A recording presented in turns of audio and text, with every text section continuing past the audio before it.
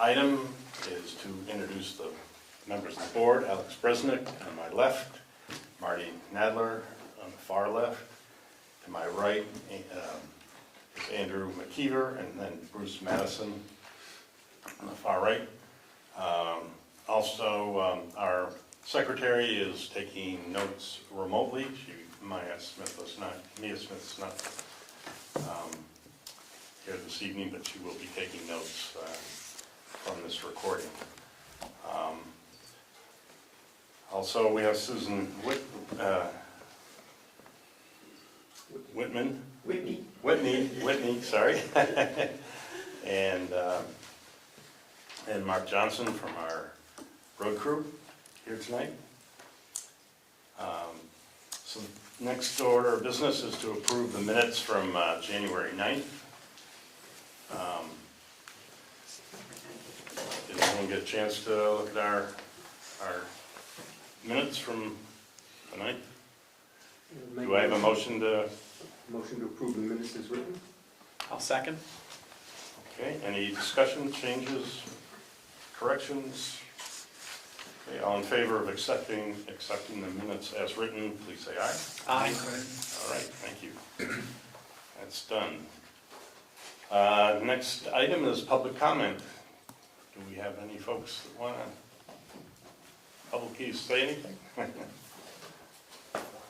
I don't know if it should be for this or for the budget portion, but I wasn't here at the last meeting, but I just have some concerns about cutting the police budget from going through the meeting minutes.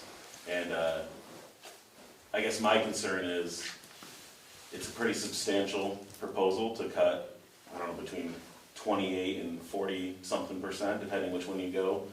We have limited service already as a town. Vermont in general has, I would say, increasing crime. The 2022 state police crime report, majority of the categories are up across the board. The 2023 one is coming out in the springtime, but I just don't know if cutting the police budget without a valid kind of reason is beneficial to the town or the citizens of the town.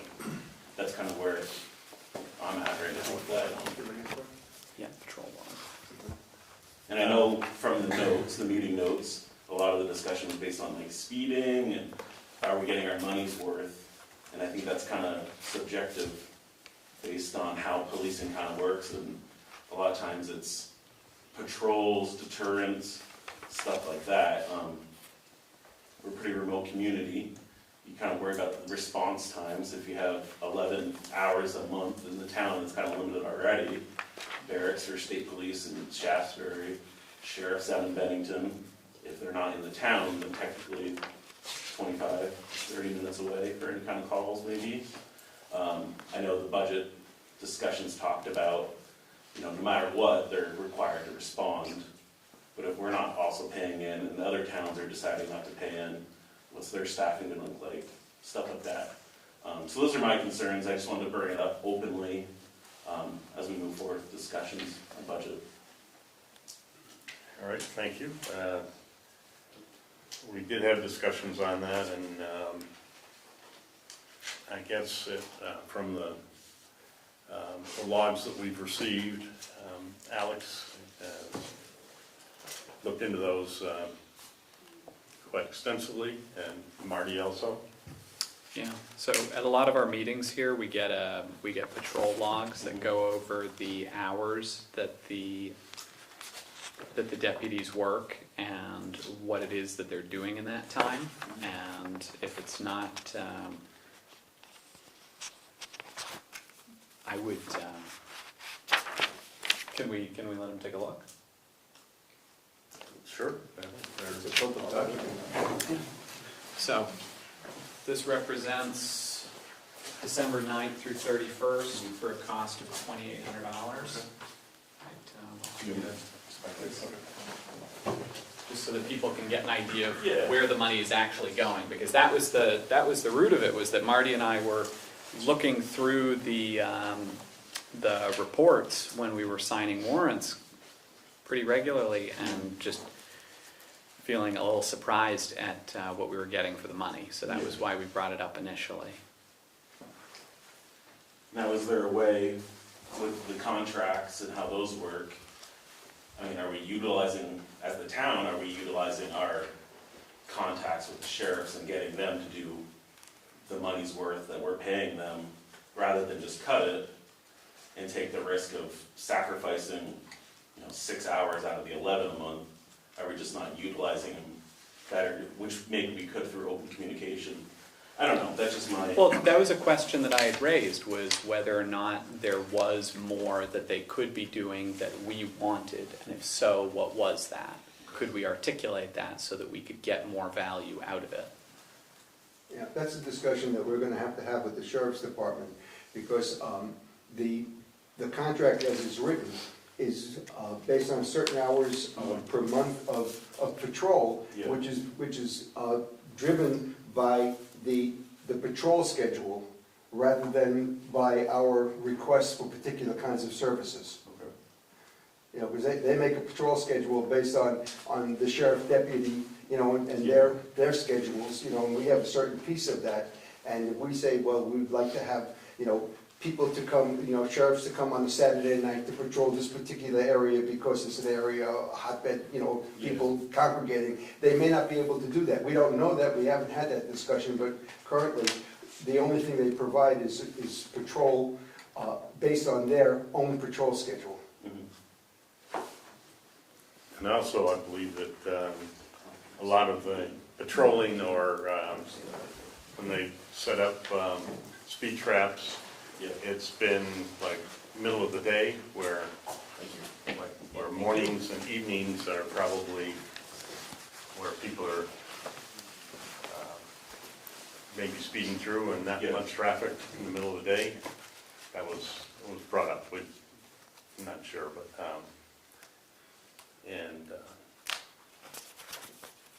but also, I think from public, if we can get any feedback of saying, hey, we have a problem over here or over there, we'd love to hear it, and we would guide them to cover those areas at certain hours. That's the way it used to be. You could call with the sheriff's department, you could call up and say, there is a problem in this area. I'd like you to be here from 8 to noon or 12 midnight or whatever. If they wouldn't do that, you wouldn't contract with them, because really all they are is traffic stops. They don't respond to anything else. Anything else beyond traffic pretty much is the state police. So if they're here in the middle of the day when nothing's happening, it's really not worth it. You know what I mean? And especially My with the rising taxes that I'm sure everyone is feeling, with it being such a large line item in the budget and looking to try to cut costs and keep taxes not low because they're not low, but try to keep them a little more, from rising more. It seemed like an easy place to talk about cutting some money. I just want to bring it up. Yeah, No, that's no, fine. thank That's you. good. Anybody else? We can discuss it now, or when you bring up the ARPA. I've attended the last 2 ARPA meetings. And I think my question or my concern is, the committee's trying to narrow down some ideas for the town how to spend this money. And I was told last night that I believe it's up to the 5 selectmen to make the final decision on what projects they approve. If that is the case, I really feel it's something that the town folks should have a little bit more say in, because there's been very few people that actually have attended the meetings.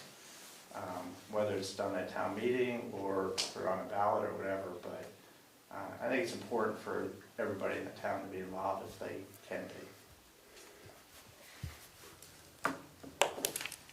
Yeah, we were hopeful that more people would show up for these meetings, but then, you warn them, you advertise them, and still only a few people show up. And it is, 4 last time? pardon me? 4. 4? Well, and we've had several select board meetings where we tried to get people to attend, and a number did and gave ideas. it's been a continuous Right. question of how do we drive engagement. And how many registered voters are there in the town of Sunderland? Close to 1,000. And how many people? No, not No. registered voters. That's There's only population. about 850 roughly 850. for registered. How many attend the town meeting annually? And It Maybe depends. it's- maybe- I got bored. I'd say 50. Yeah. 50? Yeah. About the same 50? 50 feet. I wonder if they really want input or not. I mean, if they did, they would attend. Well, You yeah. can't make it come, you can't do it. So, we had talked about, I went to one of those meetings, because I work on Sundays, I don't always have it when I get home, but we talked about a survey. You guys talked about sending out an energy survey maybe, and then doing a survey with the residents of Sunderland. Did that go any place, or, I wasn't at last night's meeting, so I don't know, so. That's under discussion now. We're in the process of developing a survey to be sent out, in conjunction with the energy survey. But it has, we have not completed the survey. We haven't finished its final form. Yeah, we have a good draft though that we have so far where we're talking about the different areas where funding could be used. So rather than talking about specific projects, which we thought with all the suggestions and with the amount of respondents, the results might end up a little too diffuse, to spread out across too many different categories and still not get a meaningful sort of mandate from the people about what it is that we want them to do. So as a result, with that in view, we're talking more about categories of expense. Would people want to see this spent more on? No, I was there, infrastructure or recreation. Yeah, or- yeah. Right, and then Yeah.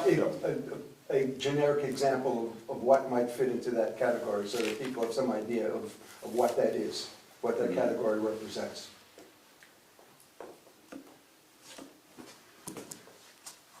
All right, I think we can continue that when we get to the ARPA funds, maybe a little bit more. I have a couple. Yes? Mike said about the town meeting. There's generally, like 40 people at the town meeting?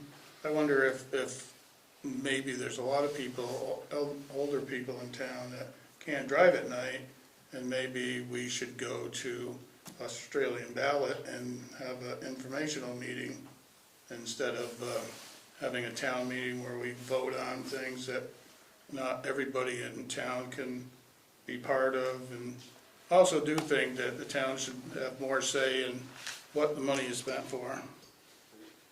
And with your comment about the sheriff, the speed thing that we used to have got smashed by, somebody smashed it. And that might be something that we should look into getting.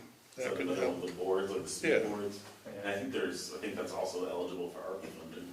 Yep, Jasper is, I think, doing that through town. yeah, I think that those are some things we should look at.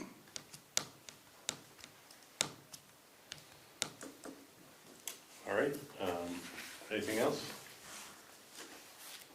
All right, we are going to get an update on our camera system. If, I forget your name, sorry. Sam Woods. Sam Woods? Yep.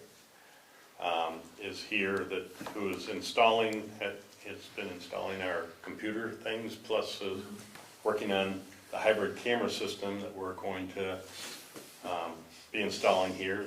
So these meetings can be live and other meetings can be live controlled from the boards that are having their meetings. So if you would like to explain what the system Yep. are.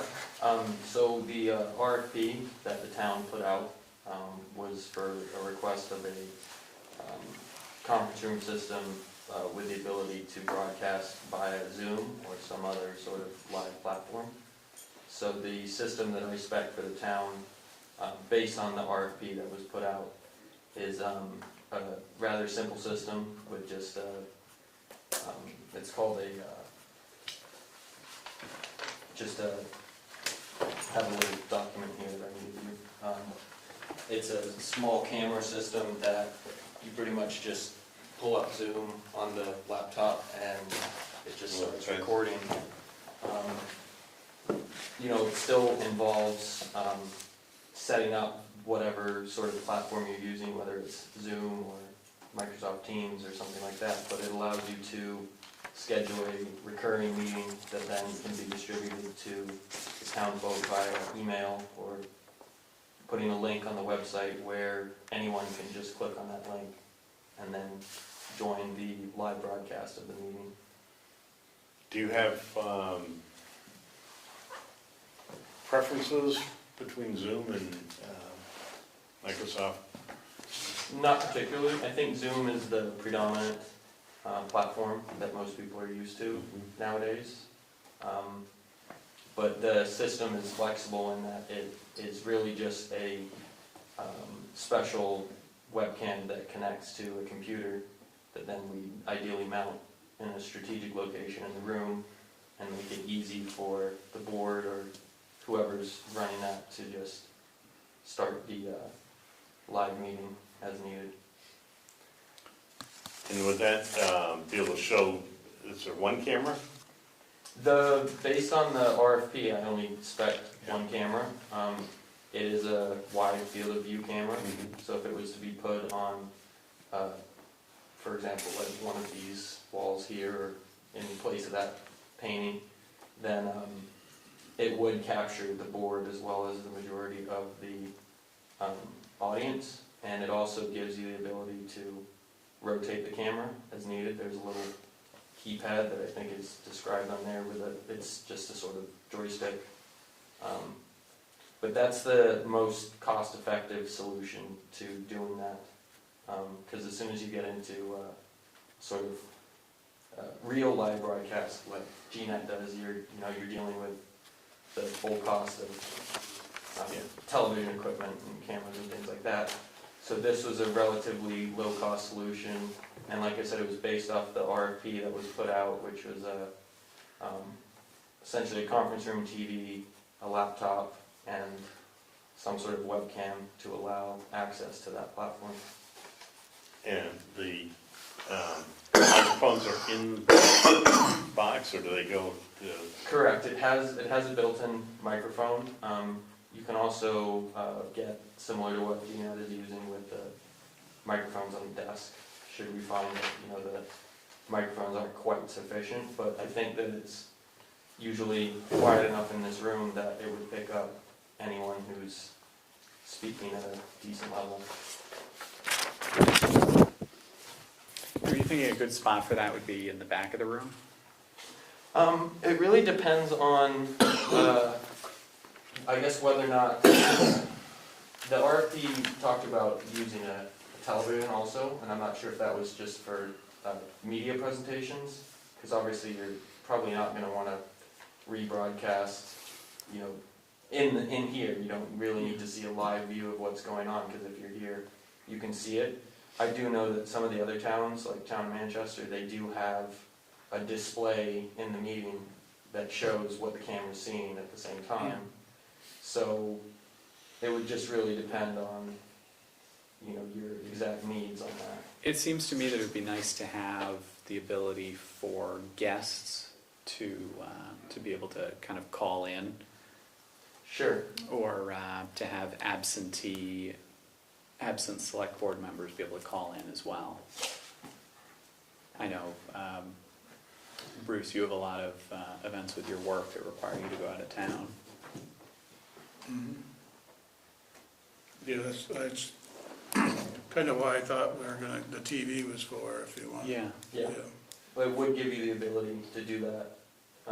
You would obviously probably want to moderate who is going to, just so you don't get Yeah. anyone off the street Yeah. popping into your meetings.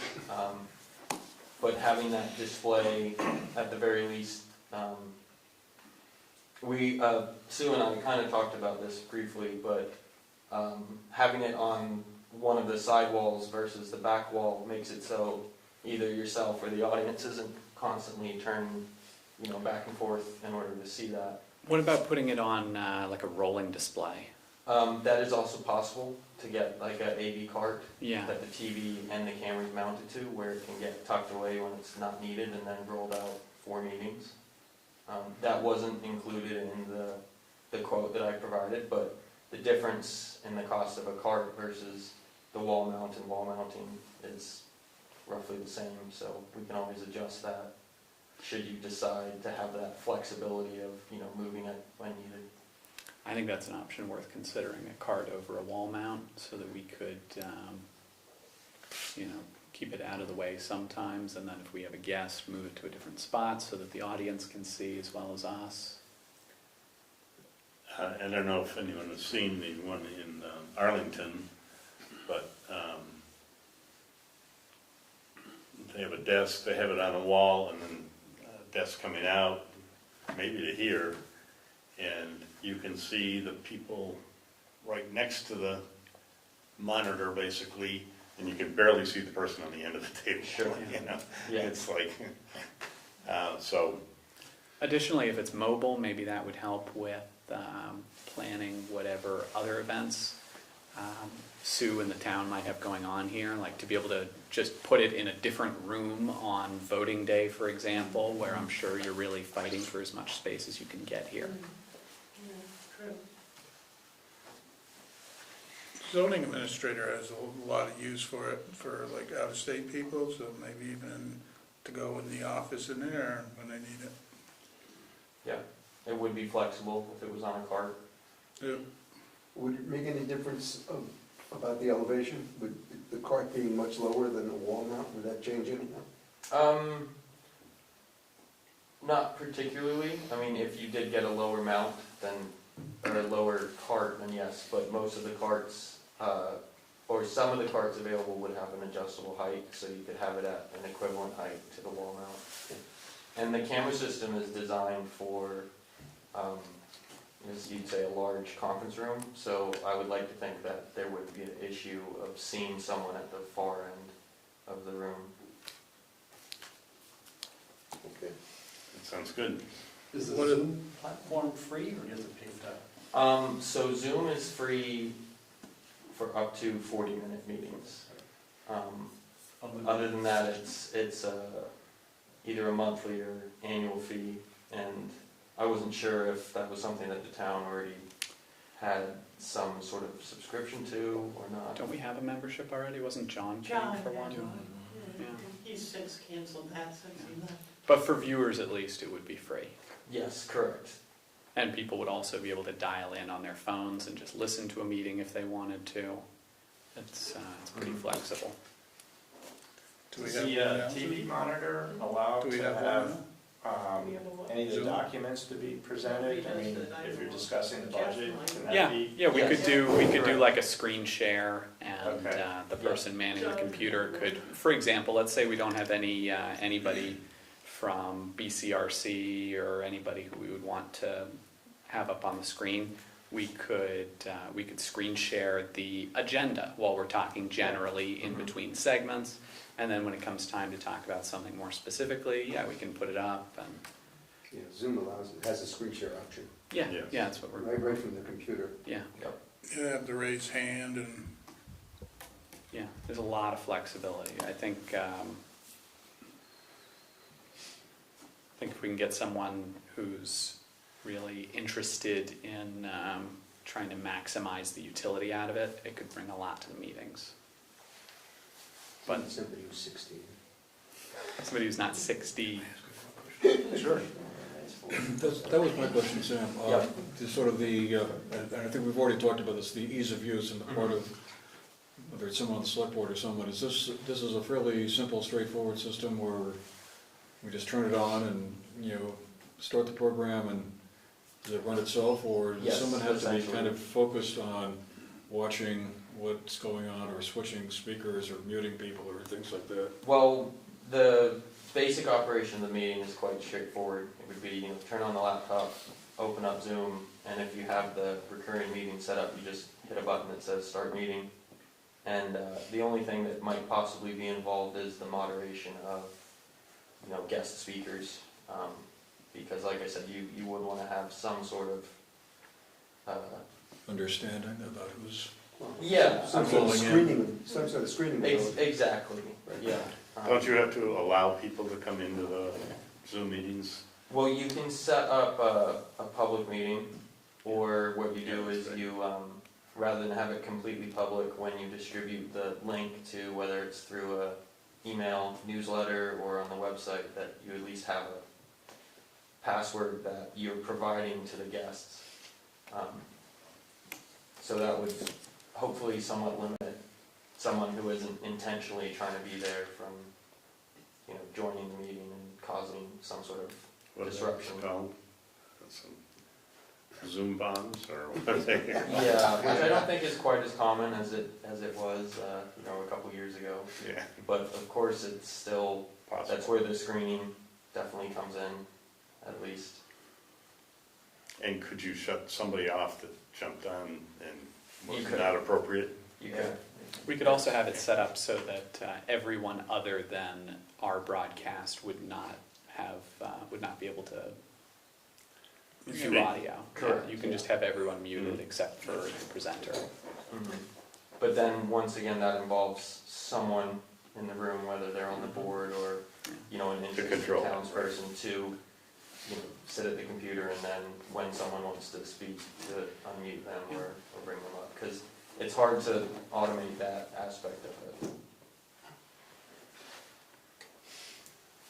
How about moving it to, for like a town meeting?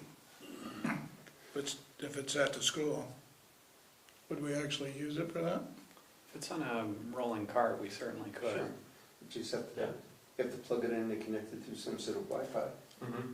So, are you saying that the monitor's on the cart? Is that, Correct. I mean, because the camera and the speakers aren't that big. I mean, you could like, Yeah. Well, the plan is to mount the camera system, that bar, to the top of the TV. oh, Which okay, could be done with the cart also, gotcha. which would make it portable, but it's still, based on the RFP, it was a 65-inch TV, which is not the easiest thing to move around. It is No. possible, but at the same time,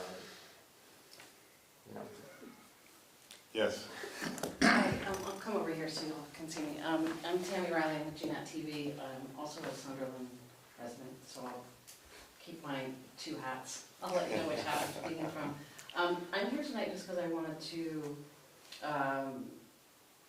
open the discussion about how GNAT continues to work with the town. We're moving in the direction of hybrid meetings for all the towns. Ultimately, our goal as an independent third-party organization is to provide government transparency and archiving for all the meetings. We do about 200 a year in 7 towns. So I wanted to ensure that we are part of the discussion as you move forward with the new hybrid meeting definitely. setup. We can help in whatever ways we need. So I wanted to be here to hear about what you're doing. Sure. And have a discussion about how our work, we're live broadcasting right now. The piece that you're adding is the ability for people to participate remotely. Correct. We can connect and stream probably from just about any system Mhm. that we end up with. But I want to be part of the discussion moving forward so that we can all be on the same page Yeah. for the common goal of making it easy and accessible for people. So I'm here, and if you have any questions, Yeah, so we had brought up before when what was it, the request for the budget allocation? Was that when we talked about it? when we were talking about the budget for this or For GNAT. oh, So a question had come up about with us doing the hybrid meeting system, would GNAT consider doing what we're already doing or taking perhaps a slightly different role to avoid substantial duplication of effort? If we're broadcasting it and you're broadcasting it, then might that make you folks want to change how you're involved? Well, I think that's why, yes, I mean, I think our role is changing, but the Yeah. big picture role is for us to remain as an independent, third-party organization.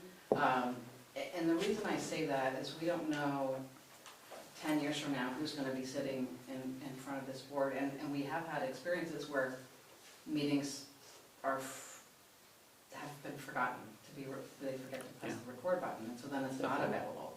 So I think we need to have an open dialogue about what you need and then what services we can provide. And certainly, you know, we need to work together Would and not GNAP do the be, big efforts. for would sure. GNAP be interested in hosting and broadcasting a feed that we're recording with? Yeah, we can do that.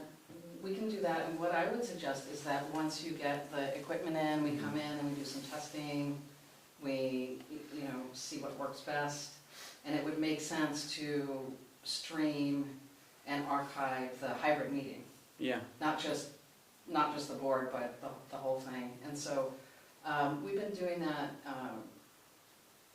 each town is sort of in a different space with this, so it's definitely a transition period for how meetings are covered and distributed. So I think we should come in, set up a time, do some testing, and continue running the meetings on the cable channels, because there are folks that don't have computers or smartphones, and kind of getting it through that way. And the other piece of it that we'll continue to do is archiving those meetings, but we can help in whatever way the board sees fit to transition to this new hybrid world that we're living in. We're here to help. That's essentially my message tonight. So I just need to know who to talk to and what the best process is for that. And we're here and happy to help with the transition. I think it's a Exciting. good opportunity to tap GNAP for some input on how we change over.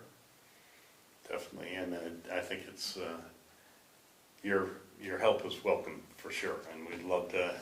So would you envision still recording live and have our Zoom meeting? That's, I think, what we need to figure out, Yeah. because it doesn't make sense. You know, we want to be as efficient as possible. Yeah. One of the challenges that we've had as an organization over the last couple of years is adequate staffing. And as new technologies are on board, you know, we can do things remotely. And in fact, we're doing a test tonight to record a hybrid meeting remotely. So I'll still have staff, but I can have one person checking in on a bunch of meetings remotely versus deploying videographers to 7 different locations at once. So we're in that transition as well, which is, so I think the key to it is just to have open discussions and figure out the best process for us to work together as we move forward. Definitely, With sounds it, great. 'cause it's changing for everyone, and it'll be great, but it might be, you know, there'll be some funky times sorting it Yeah, out, sure. but we're used to that. So, nice to meet you. Yeah, nice to meet you. So I have a question then. Would you be able to broadcast the video footage from the camera directly to Zoom Broadcast the video footage from, that you're recording now live?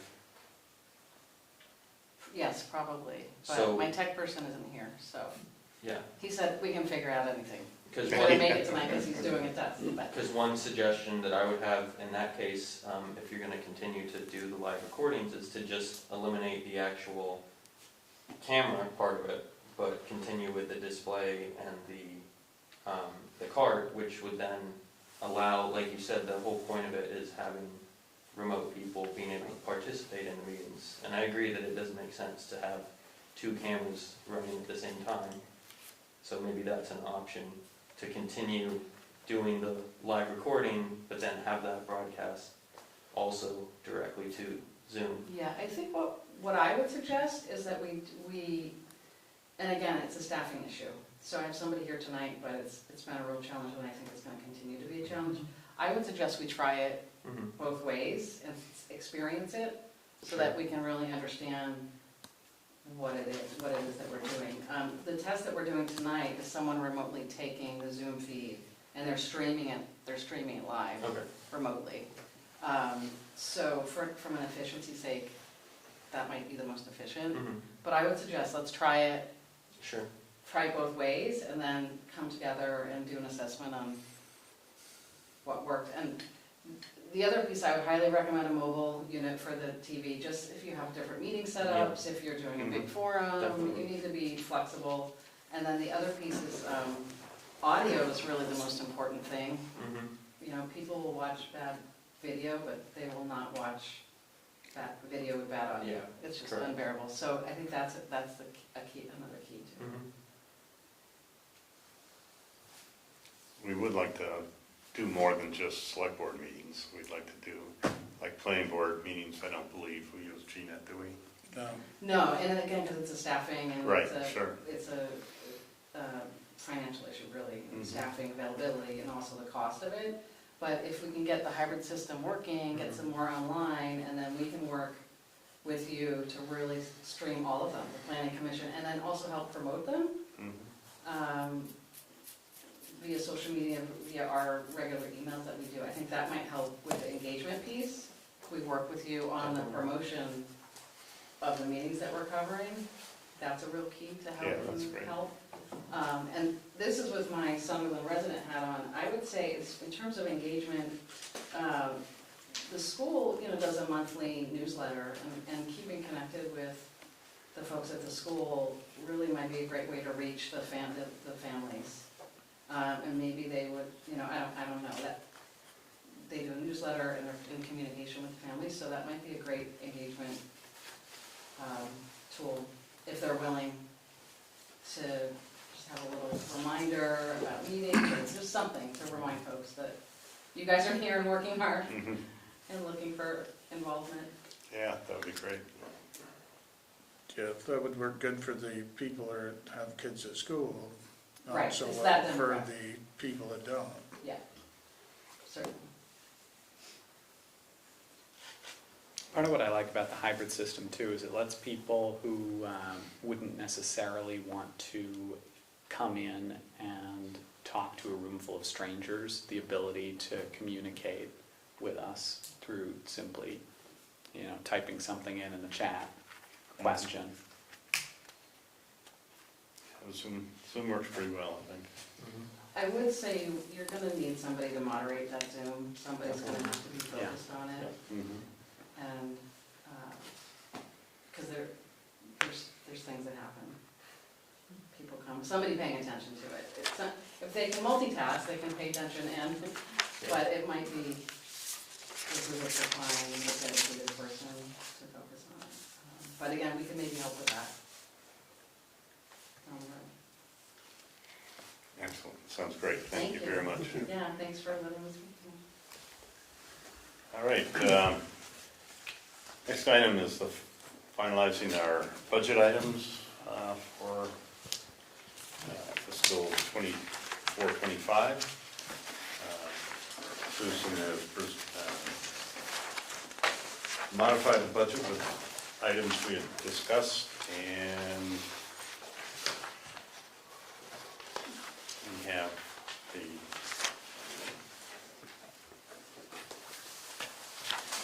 So is there anything, Susan, that we've missed or? These are just been updated with your suggestions from the last meeting. And you should have general fund and highway, and then the updated proposed salary and wages schedule with those modifications. And then where you're at for budget comparison. Did anyone talk to Arlington about Yes, the, two of us. at the same time? No, Marty was probably ahead of me, but basically, the question was on our allocation for the fire department. Arlington's fire department has gone up,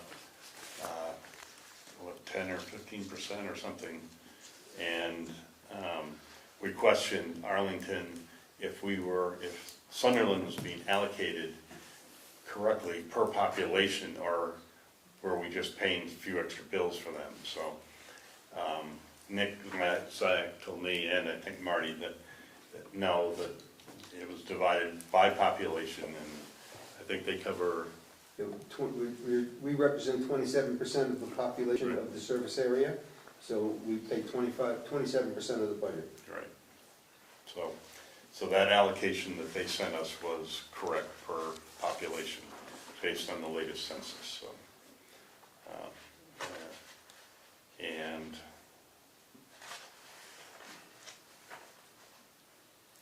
so are there any other issues or questions on these budget items? I think we went through all of them, and I think we're, I was wondering, maybe with the miscellaneous, the highway is 250 and the general fund is 100, that should go up a little.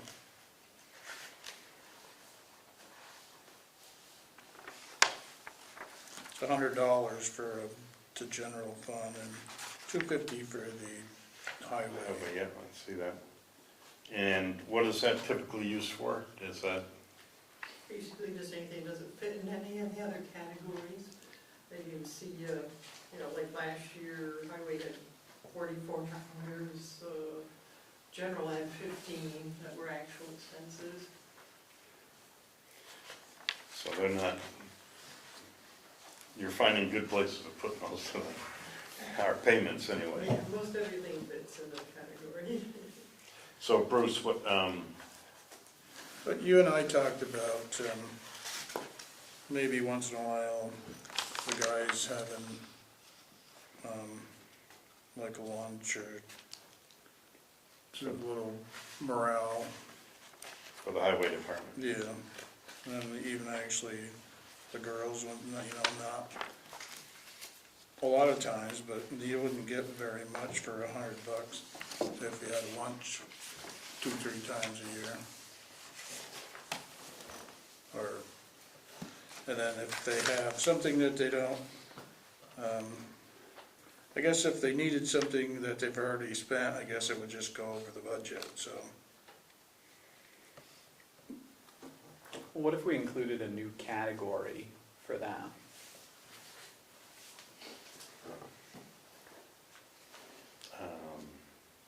That actually brings up something else. Andrew said something about having a dinner coming up in the future, where there's no place if the town to pull out money for the town to have a dinner. So you'd actually have to put a line that as something, unless you actually, there's grants to get for that. Well, I was hoping we could maybe do that through the ARPA money. It's a one-time, that's a one-time expense for us for that project, right? And then additional dinners, is that correct, would be at the cost of the state? Is that what you understand? Or Additional dinners? wasn't there going to be one and then some other get-togethers after that first like one? 3 meetings altogether. Right. And then one dinner. One dinner, okay. I know, wasn't the meeting that was in Manchester that the energy, there was grants to help pay for that, right? And we definitely could look into grants. Sure. For sure. But I don't think that's going to be a one-time expense, and I think. If the ARPA funds doesn't pay for it, we have no place to take it from. It's one of the items that's under consideration by the ARPA committee. But then again, if there's grants that we can use, I think somebody said, why use the ARPA funds if you can get a grant for it? We definitely should pursue Well, that. weren't we gonna park a lot of the ARPA money into a general line item, or is it? Yeah, Actually, there's a paper here on that, yeah, we're going to vote on that today. right here.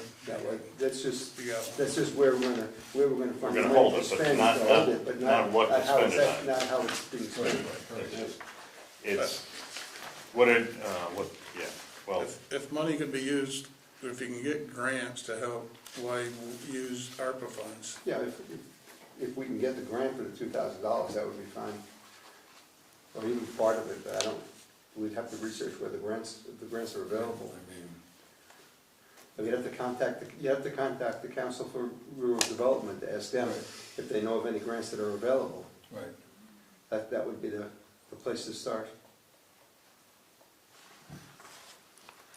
And it does seem like ARPA funds would be appropriately, would be a good use of those. Something for the whole town, which is something important, I think. Yeah, I just wanted to add that, because there's actually no place here that you could actually take the money from. Right. Right, Susan? Right. That was not the plan, right? Yeah, well, I think before, if you did say something that if we couldn't get it from the ARPA, we would get it from somewhere, so I just wanted to bring that up. Okay. Because if you do want it to come out of your budget, and it's happening next spring, that would be this budget, so you'd have to make a line Well, item now. I have some more to talk about, but I was gonna wait until we get to that. There is a change or two that has happened since that meeting that I wanted to discuss with the board. Okay, I was gonna save it for later in the that meeting. line item, okay. So,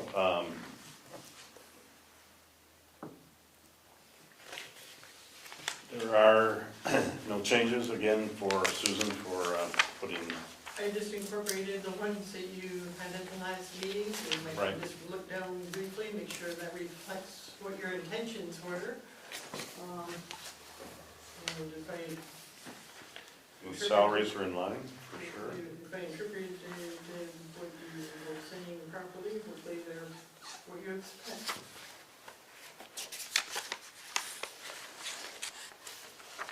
All right, do we need a motion to accept this and put it in the, Yeah, if I you guess- are happy with it. I guess that Alex said something about putting a line item in for that, or not changing it at all, or raising the miscellaneous, or not doing anything. For like morale-related expenses? Yeah. What would we call that? Any ideas?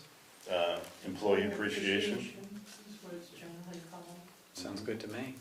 Is that in which budget, the highway budget? It's not in there, we're talking about putting it in. Is it for which budget? Both, right? Yeah, Or, yeah, I would Yeah. say. yeah.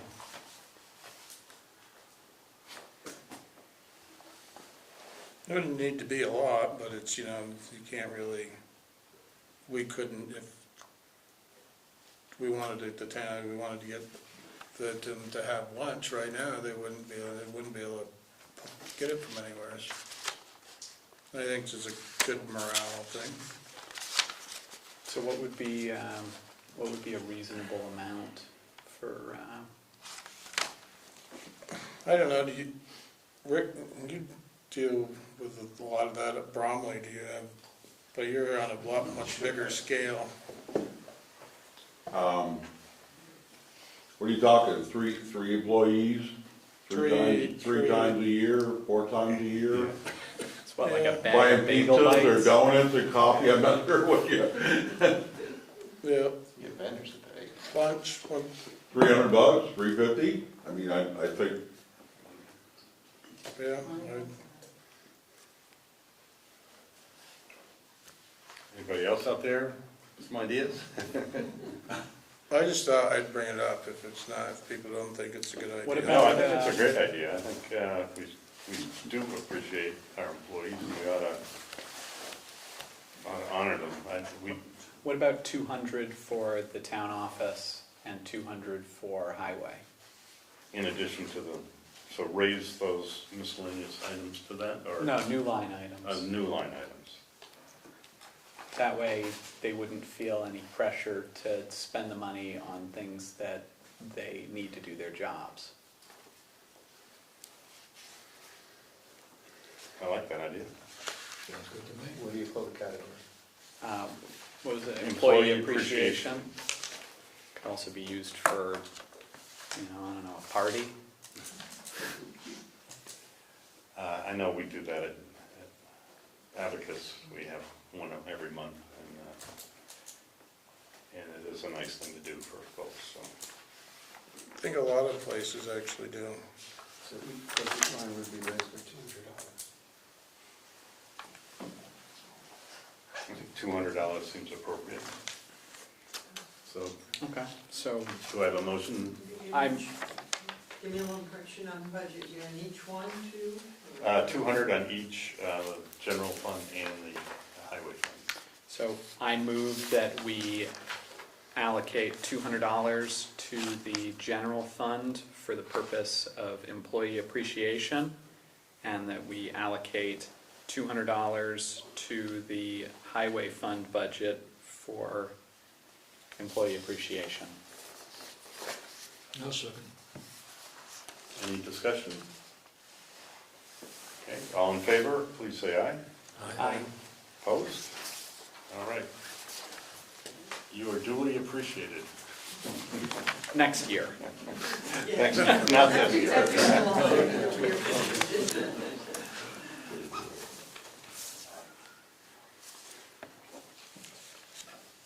All right, and that will finalize the budget as far as we're all concerned here. Do we need to make a motion to accept the budget as it is? Well, as amended, Yeah. As amended, with yes. the amendment? yeah. Yes, yes, you should do that. All right. I'll make a motion, we accept the budget as amended. I'll second. Any discussion? All in favor, please say aye. Aye. Opposed? Great. All right, we can publish that now. Well, For you've that got a one- couple of their items on your warning Oh, you yes. have to approve. Oh, Or I yes. can give you a warning. All right, we'll go down through, have we finished with ARPA funds? I have a question. No, The town report has to be done too, right? Yes. Yeah, that's why I'm hoping we can finalize this so I can. I guess I have to write that, which, unless you would like to write it? Oh, no, you can have it. Yeah, Put in a haiku.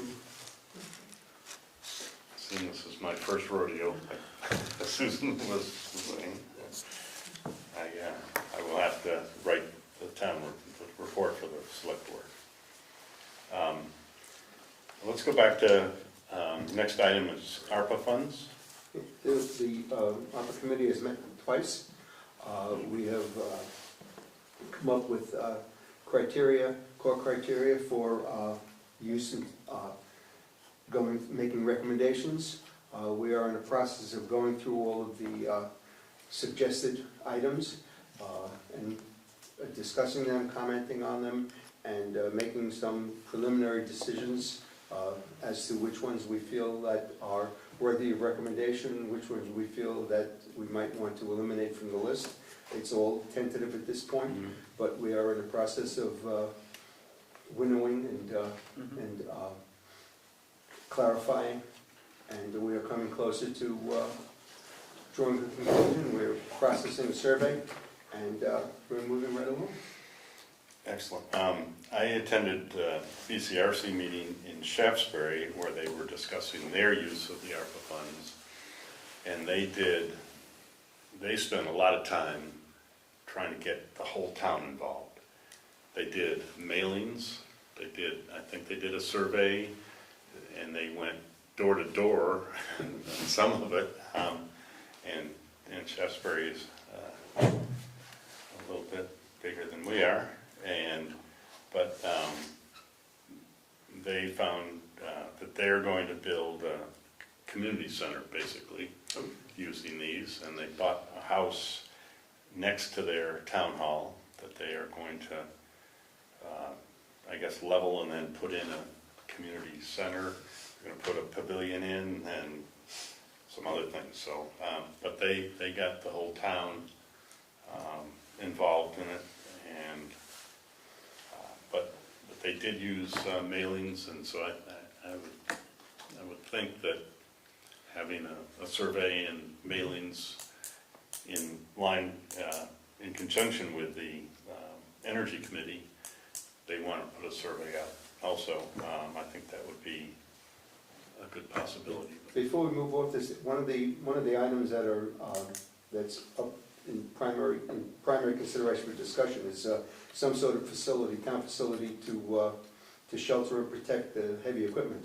And we need to know from Mark and from Bruce some idea of, you know, not necessarily what you build, but some sense of, you know, if the ARPA funds are going to be used for that, some estimate of what kind of ballpark money we would need to consider to allocate.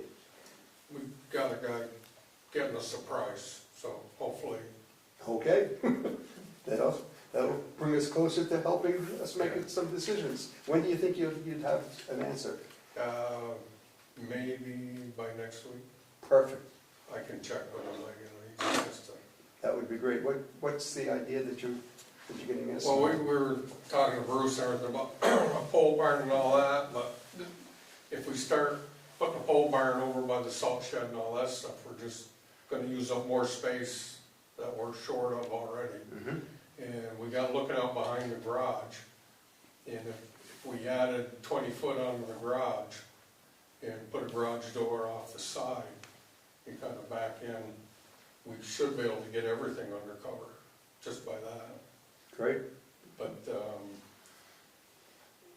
I hate to give rough prices, but they, you know, just off the top of their head, they were saying like 75,000. Okay.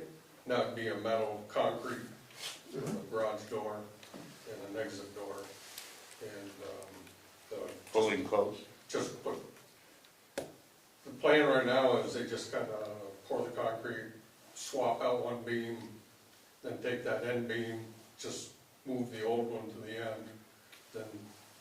Making another bay, basically? What's that? Making another bay on the existing garage? Off the very back side on the railroad tracks. Okay.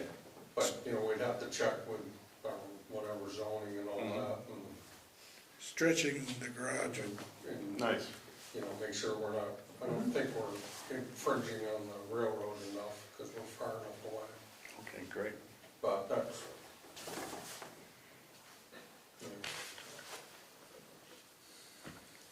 you know, I got a question, if I could. Yes. Mark, is there anything down past where your salt shed is, along where you store all the coal? Is there room for anything there? it just or- gets so narrow, because it just kind of goes, Is it, yeah, and your setback is, I think we still have to do the setback, even though we're in the town, I think. from the railroad or the? From the town road, Or town road? yeah, and you don't want something right on top of the road anyways, it's, Hmm. yeah. I'm just thinking an open, big, three-sided, you know, open Yeah. thing that you could store a lot of stuff in. It seems like just going on the back of the garage right there, you're gonna get maybe the grader, but all the rest of the stuff's still gonna be outside, you know what I mean? Well, all we got outside is the grader and the tractor at this point. So in measuring up, if we go at least 20 feet, we should be able to get the grader and straighten the tractor Okay. beside it. Nice. And by getting that little extra, because when we get ready for a snowstorm now, when we pull the loader and a truck in with a snowplow, basically you gotta climb over things between To get- days. Because, you know, we're lacking, you know, if you had that much more, you could walk around, but Yeah, but the other, like the newer truck that's coming, it's got more of a, they call it a candy cane quick hitch. You've probably seen it, you just put your hitch down, grab your plow, pull it up, hit a lever, and so you don't have to bring the plow in. mhm. It's so easy to hook up outside. The ones we got now are, I mean, they're a quick hitch, but if you miss it and it falls off the block, then you gotta go get the loader, pick the plow back up and try again if you're by yourself. If you need another bit, I know a guy, he just built a 4-bay, 120 foot by 40 foot thing for us up there. So it does the metal stuff. You need another bit, give you a name. So that would actually, both tractors, the loader, the trucks, and would all fit in that? Yeah, also, the way it measures, it should fit. That's great. That's great, thank you. Marty, do you think that one of those speed things should be included? What things? The Speed signs? speed signs, I mean, we can consider it, we'd have to find out the cost. Where would we get the information about the cost of those speed signs? Amazon.com. Amazon. Save some money, do wish.com. Dixie fixed the other one a couple times, right? And it got, I think someone threw a rock through it or something eventually. What happened to the speed sign? No, it had to be a box truck that hit it, because we had it up on the pole. I mean, they hit the solar panel and the sign and just kind of smashed it. I mean, I don't know if they were just, reading their phone and did this, because, I mean, it was on a telephone pole. I mean, so they're basically that far from hitting the pole. It wasn't that guy that does 80 miles an hour on our roads, is it? That did that? Do you actually think they help? Does it help? Some think they do and some may not. I mean, a lot of people think they see it and they go, I can see how fast I'm going. They shut off at 10 miles over the speed limit. So, because they already figured out if you We're have. trying to get the high score. You can see how fast they're going, And I don't think the police ever used any of the information we ever gave them.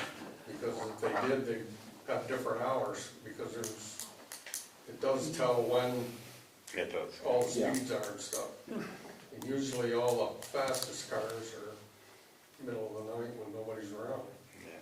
They're not 2 o'clock in the afternoon. Yeah. Yeah. Rick, did you notice anybody slowing down when those signs were up around your house? I don't know if I ever saw them on Sunderland Hill Road out by us. I know it was down at the bottom at one point. Yeah. But, I know if I'm in a strange town and all of a sudden it starts flashing at you, I at least look to see. Yeah. I don't Keeps know. the honest people honest, the rest of them just do what they want anyway. I mean, the last time we looked at it, it was like 83% of the people on the 35 were doing 45. So that's not really bad, No. to me. But I think you're absolutely right, it keeps the honest people honest, and the people who are gonna speed, it's not gonna do anything to slow them down. Because there's no enforcement attached to it. So can't we put a camera and attach the Well, we have that kind of now, don't we? Enforcement's going away. yeah. I mean, that would be, I know in Europe they have cameras. Bennington has them all over their traffic lights. Pardon me? Bennington has them all over their traffic lights, people who turn on, go through the red lights and Oh, yeah. turn on red. Mhm. There's even something about it, those can cause accidents because people freak out and stop more aggressively than they might otherwise proceed safely. All right, so we can look into the price of that and evaluate that. All right. Anything else for ARPA? Anybody in the audience? I guess about what Rick brought up, about the deciding what to do, having the town. I think the survey, I think our committee's looking into that, right? Right. So I think we'll, If when it was brought up as far as the select board deciding what to do with the money, I think you said something that's up to the select board, at the select board meeting, to decide if the select board's going to decide what to do with the money, or if it should be more to townspeople. we need guidance from the townspeople, but we're not gonna, I don't believe we're gonna put it on a vote. Here's 27 things and everyone can vote for the one they want. I don't know if that's we don't think that's, I don't know. Gonna be productive? I mean, people vote, for particular things because they're particularly interested in one thing or another thing, as opposed to, deciding, in rank order, which ones are the most important, for the entire community. And the other question that has to be considered is, if we have enough funds to buy everything that remains on the list after the list is winnowed, do we really need a survey to choose from all the things that are left on the list if we can buy everything on the list? Right, okay. So we need to decide, how many things on the list that we really want to recommend to the community, and if we think we can afford all of them, we might not need a survey to ask people to choose amongst them or prioritize them, because we might be able to get all of them. Okay. Rick, do you have a suggestion for how the town might make the decision? Well, yes, I think that would be ridiculous to list everything and have them rank order them on a ballot, but I think if the board comes up with their suggestion that, hey, we want to do a pavilion or whatever it's going to be, just like we vote on, allocating additional funds for paving and everything else. These are the ideas that the board would like to present to the town. Let the town approve the money. So do you think it would be fair to the townspeople if we took the resulting list from the ARPA committee and put it to a vote? I think it's the committee's job and the select board's job to whittle it down to what you folks think is best for the town, and then let the town approve it. And then what happens if the town says no? What do we do then? If they say no to your budget, you don't have a budget, you gotta revise it. But this is not I mean- tax, this is not tax funds where, where people, vote on the way they expend the money that they provide to the community. But it is, It's it's the based on town's- all of the. No, I'm not saying that Right. that's a bad idea, I'm just, offering an alternative perspective. So, if we did present it to a town vote, we have 5 items and present that, that would probably have to be in the 2025 town meeting? Because it's not gonna be ready No, for, you're not gonna make this meeting. we're not gonna make this meeting. You're talking weeks. Unless we had a for special And if election. you're- and plus, remember, you have in your pile there the resolution recommended by Right. VLCT, and also that goes with that, the article warning this year's to take the resulting surplus and creating a fund. Now, that fund wouldn't be created until after July 1st, so that one's going to be available to do anything with until, the next cycle anyway. Right, but we could, if we decided to have a town vote, we could have a special meeting. But as Marty said, if you come down to, you come up with 3, 4, 5 ideas that you think you want to go forward with, and you're only spending 200 or 200, if you don't spend it all, I think you've done your job. It's just, if one of the big ideas gets cut, I think it's going to upset some people. I think it would be difficult with the list that we've been working on, to put the possibility to a vote, because I think that what it'll end up being is a combination of different things. And so then would we be asking people to vote on a spending medley? A little bit of this, a little bit of that, or this and this? And then, how many combinations do we have? It seems like we have a few items that are around $100,000.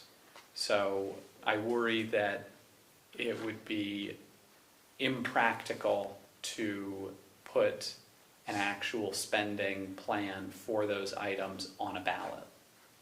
What if some people didn't want the $100,000 item to be spent on? So Well, then how do we get them to vote on when we're considering several of them? could we do it as like an opinion survey, have a conversation about it, some of these ideas, say, here's some of the ideas to put forward? Well, then I think But we're running ultimately, into the same would not participation These problem. decisions be like our job. You're also running That's into kind a of what we get situation voted to where, do. well, you asked my opinion, and we told you, and then you didn't listen to me anyhow.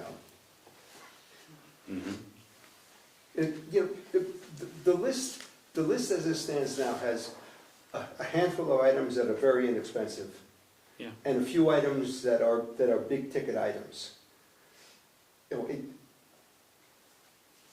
So, I mean, if you start combining, like a $100,000 item with a $2,000 item, how do you, the people then say, yes, no, yes, no, yes, no, how do we go about doing that? Or do you put it together as a package, and these are the big ticket items, and Yeah. yes or no, and these are the small ticket items, there are 4 or 5 of them that together add up to less than $10,000? Is this a package that everybody says okay to? Or do you want to take out a $1,000 item? So if there's 5 or 10 that are low, then that would be like one packet, and then if there's 2 big ones, that'd be 2 separate ones.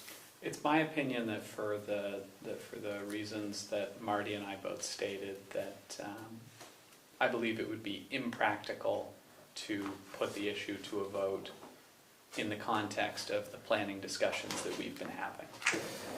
Wouldn't it be possible, though, as Rick said, if we say, okay, we have $240,000 left, or whatever it is at this point, and these are the items that we think would present it like a budget, right? Like a budget, and you just say, okay, here are the items, and this is how we can spend that money, and it's from input from the town. I mean, we've had lots of meetings, and maybe we solicit more, but then we could put it in, it'd be just like a budget, up or down. And if it's down, then we go back and see what else. Try again next year? Yeah, yeah, I guess. Well, then we'd have to go back and solicit different ideas. Yeah. Right. Meanwhile, we've spent years on this already, and the purchasing power of our ARPA funds has already shrunk to a substantial degree. Totally agree, I totally agree. Just, What, we've used it for equipment, for, No, I'm saying the purchasing power, that the money is not worth what it used to be. We could have gotten more for it. I mean, to build an expansion to the garage probably costs 20% more this coming year than it did last year, just in materials. Yeah, materials are crazy. Sure. I think there's a cost to continuing to stall a decision.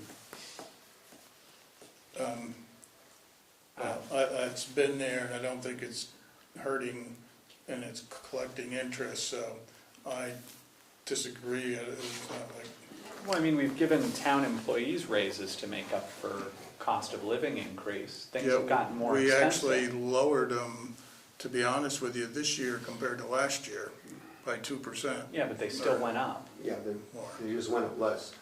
I mean, I don't know how much interest we're making on the ARPA funds, but it can't be anywhere near keeping up with inflation. So is it gonna hurt to save it until it goes down, we get a new president? I think not going for and against the voting, but for the big picture thing, if we did do the votes, we run the possibility of the vote would have to be next year. The funds have to be obligated by 2020, or January 1st, 2024, so then you run into the chance that the funds be pretty much could be wiped out. So the big picture thing is if we did choose to go to the vote, then I think VLTC or whatever they're called, the leagues of towns and cities, I think they recommend if you do that special funds, it should be for this upcoming budget cycle, I believe. I don't know, it's in some of the footnotes of some of the PowerPoints. Right. If you moved the funds from the ARPA funds to the special reserve fund, and then you use that to do whatever. It's a two-step Yeah, process. so- They have the resolution that they hopefully will sign tonight to move the ARPA funds into the general Okay. fund. That will create a fund balance, which at the end of the year, we will hopefully be putting an article on the ballot to create a sinking fund. And then that way you don't lose the money. Right, And that's really what you need to focus on tonight, because if that doesn't happen, chances are you're gonna lose this money and be turning it back over anyway. So we really need to make this happen for this vote and get this resolution and get these articles on the ballot, or we will be turning the money back over and it'll all be for now. Now, if we do that and it's successful, Mhm. that money will be available July 1st. Yeah, well, shortly thereafter, Yeah. I mean, obviously you have to make sure everything is, you Yeah, know. but it'll be available at some Right, time. what it does is it creates a fund balance, and the second piece of it is the article that goes on the warning, that says, okay, we anticipate this fund balance of X number of dollars, and will you use that to create, a special projects fund? As long as that passes as well, at the year end, if we have that fund balance, it goes into there, and then you're out of danger of losing the money. Correct. And that is what the recommendation from VLCT is, so that you don't lose the money. Mhm. And then you can take your time to do whatever votes or surveys or whatever else you deem Right. necessary, because it You won't will lose it. stay there, you know, until you determine what to use it for. But right now, if it stays in the ARPA fund, you're on a timeline, Right. and it's either gonna be use it or lose it, so. Mhm. For those funds too, they recommended, if you do go that route with the funds, the special reserve funds, the town auditor is made aware of all these changes, so there's no surprises down the road with all these funds and stuff, so just want to throw that out there too. Great, so, speaking of that, I will read this resolution for the American Rescue Plan Act funds allocation. Whereas on March 11th, 2021, the President of the United States signed into law the American Rescue Plan Act, ARPA, to provide continued relief from public health and economic impacts of the COVID-19 public health emergency. And whereas ARPA created the Coronavirus State and Local Fiscal Recovery Fund that provide direct funding to the state, local, and tribal governments across the country to support their response to the recovery from COVID-19 public health emergency.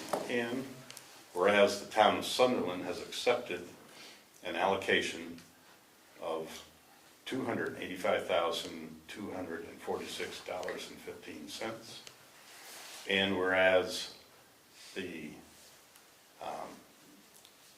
coronavirus special fund needed for fiscal relief for recipients that have experienced revenue loss due to the onset of COVID-19 public health emergency.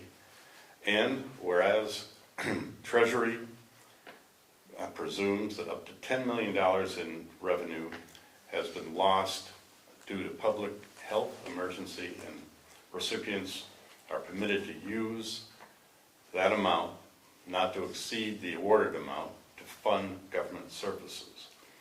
And whereas recipients may elect a standard allowance of $10 million to spend on government services through the period of performance, that's a maximum.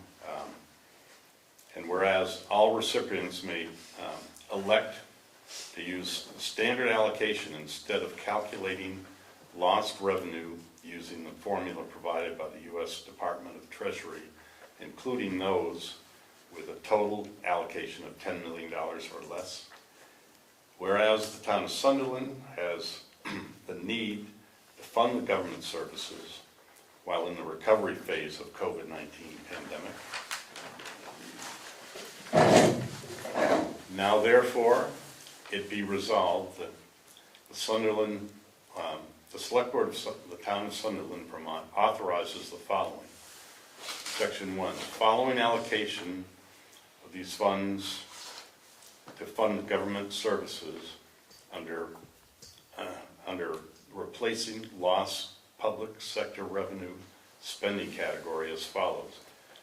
Obligated and expend the funds in the amount of $265,000 general fund and $200,000 highway fund for the purpose of municipal workforce retention.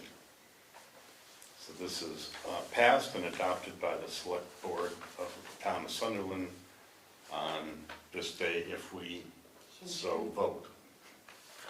So, so I would entertain a motion to accept this. I'd make the motion. Andrew seconds, okay. Any discussion, ideas, questions from anybody? So is that two separate, 200,000 to the general fund and 265? 65. What's the total amount? I was confused. 265,000. 265. 265, 200 right. for highway 65 for general fund, and Okay. 65,000 for the Okay. general fund, and Yep. 200,000 for the highway fund. Yeah.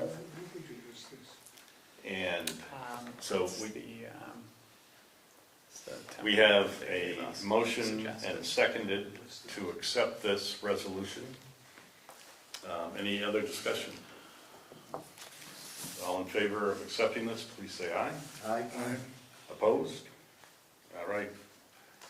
We can sign this and have this go into our, here, I'll put the date. It is the 22nd.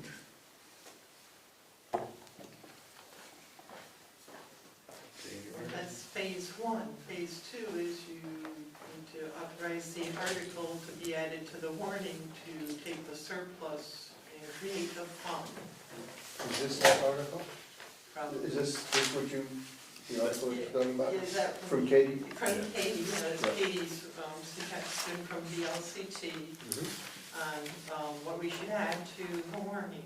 Right. And if that's appropriate, I will update the warning after you guys do that, and you will be able to sign the warning tonight if everything is approved as held. All right, so do I have a I will motion? make a motion that we take the language from Kate Buckley to include as the warning language for the creation of the reserve fund. Second. Okay, Bruce seconds. Doesn't matter. Okay. Any discussion on that?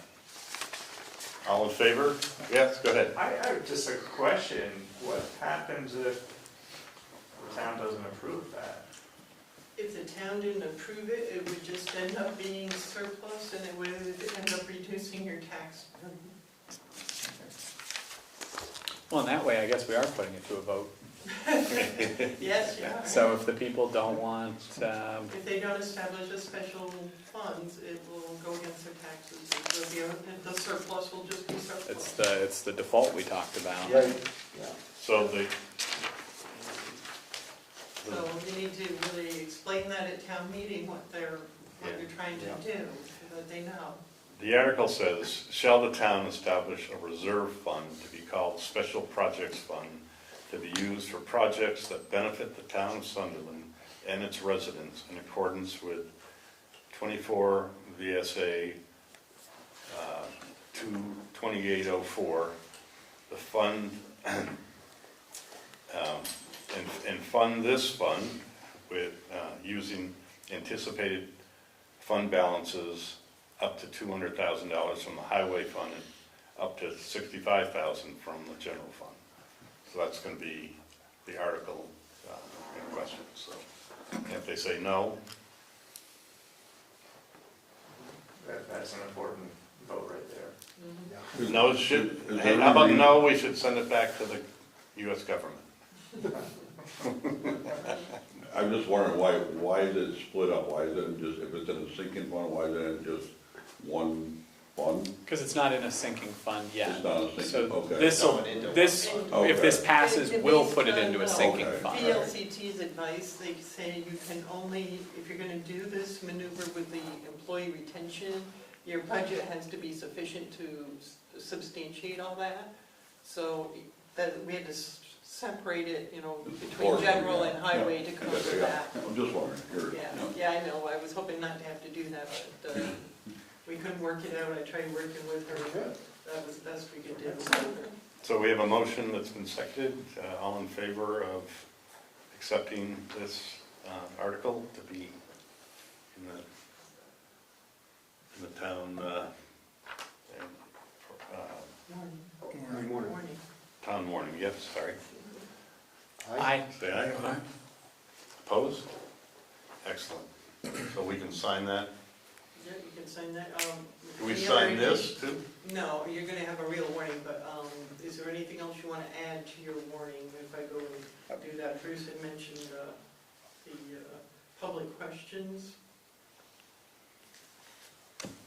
Did you- Yep, changing the town meeting to more of a informational meeting and going Australian ballot for people that can't make the meetings, and be more of a town vote on things and the few that go to the town meeting. So I've heard a lot of people don't drive at night, and that way all the voting would be done by the ballot. Well, don't we already vote the budget and candidates? Budget and Australia? candidates are currently on the Australian ballot. So you have the three different kinds of voting, those are two of them. The third thing is public questions, which encompasses like all the appropriations requests we get. It Sinking encompasses funds. like the sinking funds, and then any other questions like establishing this special projects fund, that they all fall under public questions. And I do get a lot of folks that come in and are frustrated that they don't feel like they have a say in those public questions because they, for whatever reason, can't go out at night. So I would definitely support that idea because I think it would be more fair than just having a room full of, 30 to 50 people make the decision and all these things. Because, I mean, that's a lot of money, just our sinking funds alone, even cutting back on the amounts in the sinking funds. It's $140,000 still. So, everybody should have a say, in my So- opinion. Is there, I seem to remember, and maybe I'm not correct, but when this came up about moving things out of the public meeting in Whitehall, there was into Australian ballot, there was some discussion about having, once you decide to move something, you have to announce it and then wait a year. Right, yeah, it would be on this warning, it would be voted at town meeting.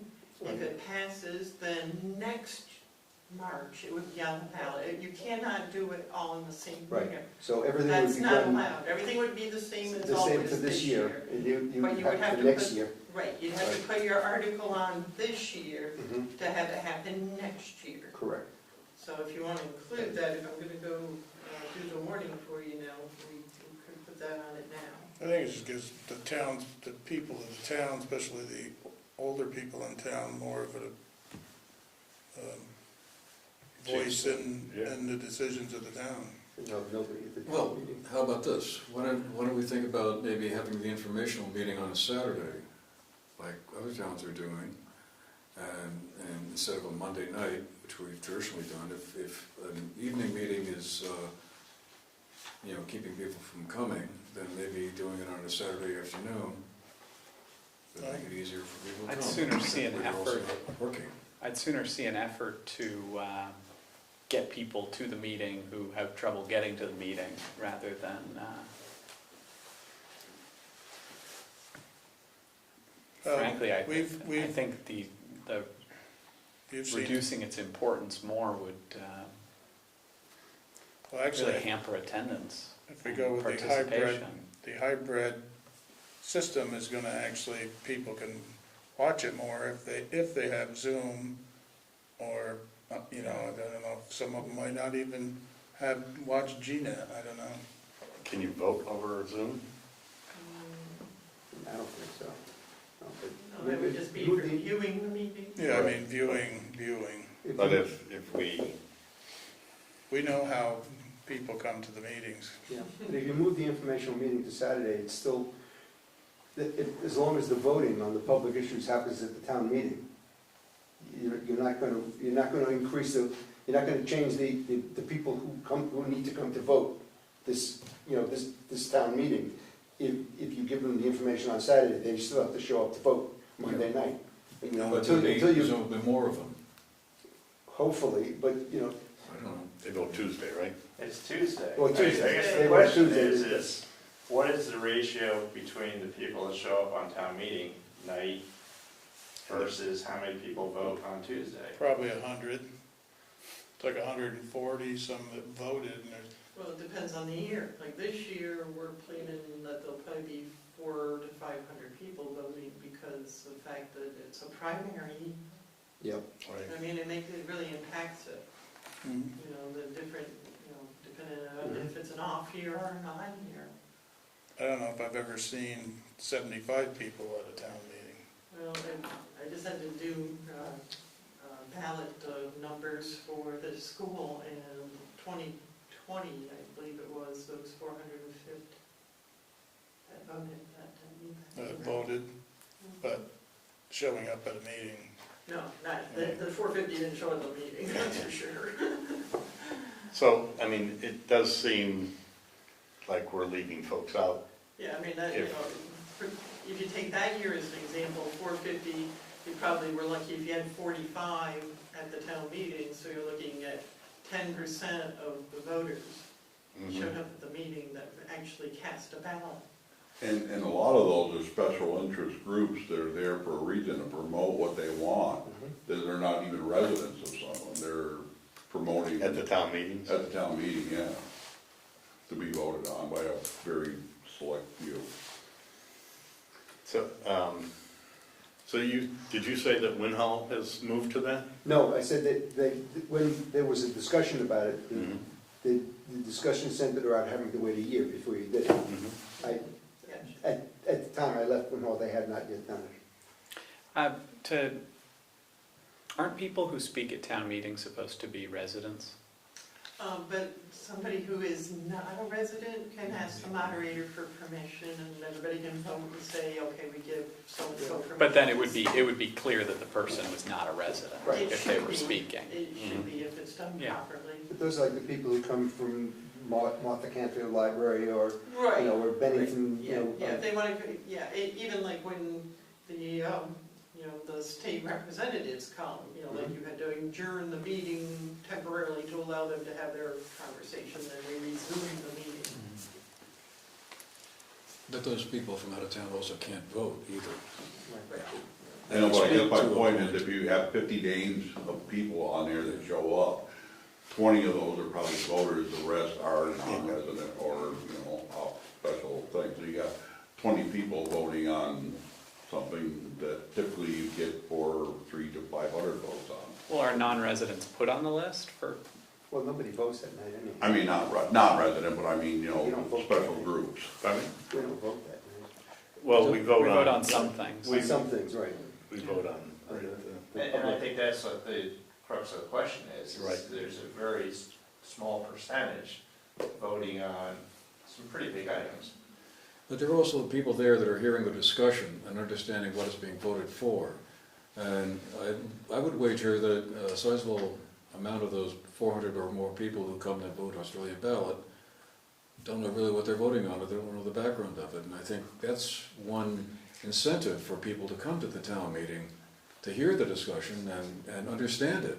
Yeah. Get information, I mean, they should be reading the town report, I mean, there's only so much you can do, I mean, that's our system of votes. I think by pushing everything to Australian ballot, we are significantly limiting the ways in which people can participate down to simply filling in a bubble, as opposed to being part of this, somewhat unique method of making a decision. So, With a lot of historical significance. I mean, the We great still beauty hold of, a meeting regardless. Yeah, but Regardless, you have an informational meeting, you still by state law have to do that. whether you're covering everything or not. And if we're going to a hybrid meeting to spend the money to have that, informational meeting would be more down that line. And the big thing is a lot of people that you're missing that have the right to vote don't go, and if it was on a ballot, there'd be a lot more people voting on it. So there's many ways of looking at it. Yeah, there are, but, Vermont is unique in that, we have this heritage of town meeting, it's as close as you can come to real participatory democracy. And I mean, as a student of history, I hate to see us move away from that. It's a great tradition that, I think is just something special about Vermont. That we have what is really closest to a true democracy in that town meeting. And if people choose not to participate, I mean, it's a participatory democracy. You choose to participate or you choose not to participate, and the basis of a true democracy is an informed electorate. If they choose not to be informed, that's their choice. I agree, and I think that the voice of the individual is significantly louder at town meeting day than it is when casting a ballot via Australian ballot.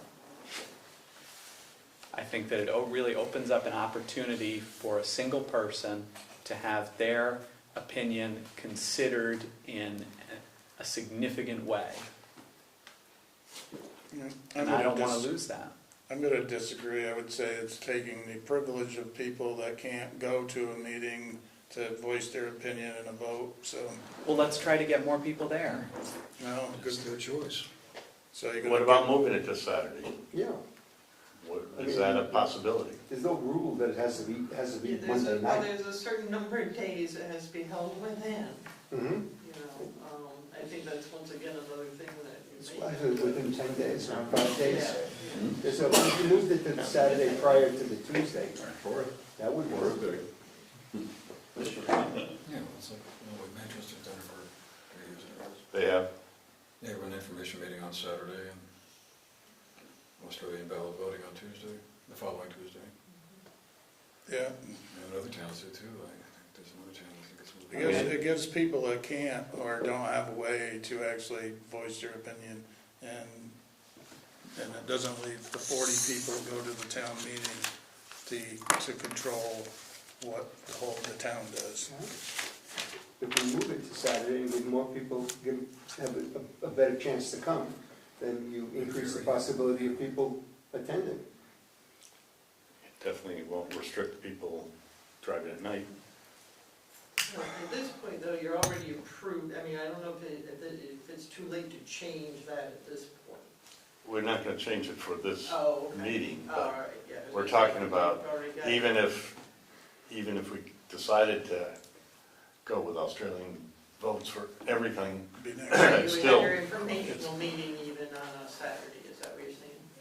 I would, Even if you did I would that? think so. I mean, it is disheartening to see 40 people out there when you have Mhm. over 1,000 folks in town. But what we need to do is come up with something really controversial so that we get a bunch of people that scream and shout. It would have to be on the warning, right, if it was to change? Yeah, I think you're too far down the path right now for that, but, Maybe another year. yeah. So is that a yea or a nay on the other then? I don't know, I voiced my opinion. Do we want to put it to a vote? I mean, Bruce, do you want to make a motion? I'd make the motion that we should go to the Australian ballot. And that's for the next year. Well, Yep. to, all you're actually doing Put it on is the warning. to put it on the warning as an article, the people there would actually make the decision. Okay. It would be voted on. Yep. Is that voted on Monday night? Yes. Yeah, you can't vote by Australian ballot, change to Australian ballot. You have to do it at town meeting. So this would be a floor vote. So we're missing all those people that It were would be a looking floor for vote it. on town meeting. right? Yes, it'd be on your article, on their warrant, it'd be an article on your warning at town meeting, and the folks at town meeting would vote on it. So even if you guys said tonight, oh yeah, we think it's great to put everything on Australian ballot, let's do it, the townsfolk at the meeting could vote differently. Okay. Yeah, to put it on the warning for the Yeah, town that's all meeting. that's all you're doing tonight, is do you want it on the warning or don't you?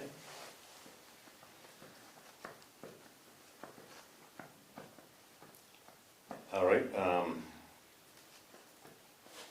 I think Bruce has made a motion that he would like to put this on warning. Do I have a second? I'll second it. Okay, and any more discussion on that? And it would be up to the folks that come at town meeting Yes, it'll be to a- decide whether or not. Just like all the other articles you're gonna vote on at town meeting, you know, whether it's the paving fund or the equipment fund, this will just be another line item. And the folks will have their say if you put it on. So, It just, And you'd get the opinion of the people there if they think it should be or not. and those will be the people that do come. Not to be a So- smart ass, but what about the people who don't come, which is precisely what we're talking about? I mean, are we saying that the will of the people matters at town meeting day, or it doesn't? It seems like we're kind of, No, because there's people here that understand that, there's people out there that can't drive at night or can't make the meeting. yeah, but then we're putting it to vote of the people who Make it on Monday. make it on the night Yeah, that all these other people can't. Yeah, but they understand that there's people out there that can't, and there actually would be, But I would actually vote for the people that, to go Australian ballot, so more people can have the right to have their vote count. I think they do have the right to have their vote count. they still vote on Tuesday. Well, they won't vote that night, Monday night, but we could do it on Saturday. They don't vote on, quite a few things. If we did it on Saturday, they could vote. If we had the same town meeting on Saturday, they could show up and vote. So it's in- Yeah. I would no. sooner explore ways to drive participation in town meeting day. We've been trying to do that for quite a few years now. Yeah, Does the board approve, I know in the past, everything under $1,000 that people were asking for automatically kind of gets approved? Is it, now does it work that everything over that has to be voted on at town meeting? That's the way it works now, or? are you talking about appropriations? Yeah, appropriation. Actually, the rule is that if they have been on the ballot before and approved, they don't have to put a petition in. They just put in a request if it's the same amount.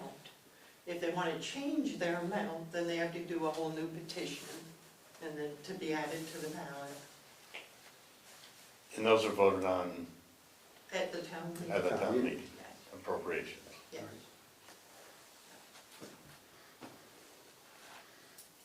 And the ARPA funds, that's also gonna be on Because it's a public question. public questions. Yes. So all public questions would be at town meeting. Yes. Any other thoughts from the crowd out here? I guess since there's 5 of us here, or 7 of us, just my take is, it is a unique thing, and that's almost exclusive to Vermont still. I don't particularly want to change kind of our tradition of how we do things in Vermont, and I think there is plenty of ways for communication that people that might not be able to, not all of them are going to be able to, but if people really did, there's time, you have a full year, you know when the town meeting is, and there's probably ample people that are willing to do carpools or van pools. There's access, vans and stuff like that. So I mean, if people, unless they're strictly homebound, there's ways for transportation to things if they arrange it. And I know there's probably services out there. I mean, any special interests and political parties and stuff. I mean, I know in other cities, they do a big drive to get people to the polls, driving people everywhere. So I mean, instead of changing the tradition of how we do things, there might be the better public outreach and try to get people to the location. That's just how I would like to see people go, obviously, and I don't want to exclude people, but at the same time, the vast majority should be able to attend. Whether they're willing to or not, that's a different question. Thank you.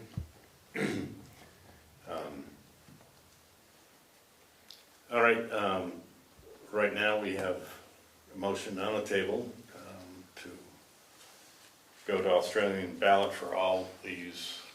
Is that Public everything? question. Public questions? Public questions. Your budget questions and officials are already Australian ballot. The only thing we have left is the public questions. Which are appropriations and other Things public like your, questions, you yeah. know, any other Any other- questions. okay. Any more ideas, discussion? Okay, all in favor of Australian ballot, please say aye. Aye. Opposed? Nay. Nay. How about a proposal for moving town meeting to Saturday?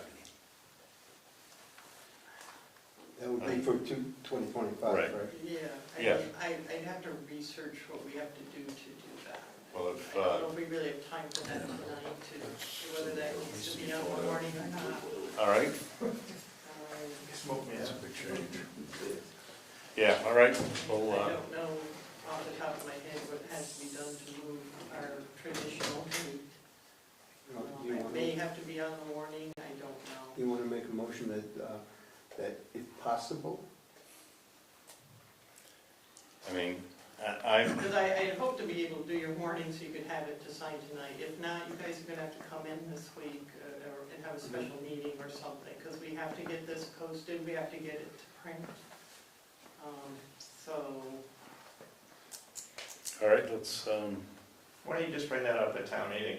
yeah, Bring it up as a discussion, you know, what's the Yeah, thought? take the temperature of the room. so to yeah, speak. okay, That's a good idea. Whether it happens this year, Great next idea. year, 5 years from now. thank you, good idea. That's a good idea. Just don't All right, take it and every because day. we need to get that going. Yeah, All right, so, so are you good with the warning as it is? yes, All right, thank we you. go doctor it up for you. All right, I think we're to, okay, moved all my stuff here. That one's, Start cruising. so we are at road liaison, I believe. Well, it didn't really, Not much going on. And I lost my. Tired, hungry, want to go home? Yeah. I hear this. Those are done. All right, yeah, Energy Committee, Are we running out of energy? nothing much there. Right along. The next meeting's on February 28th.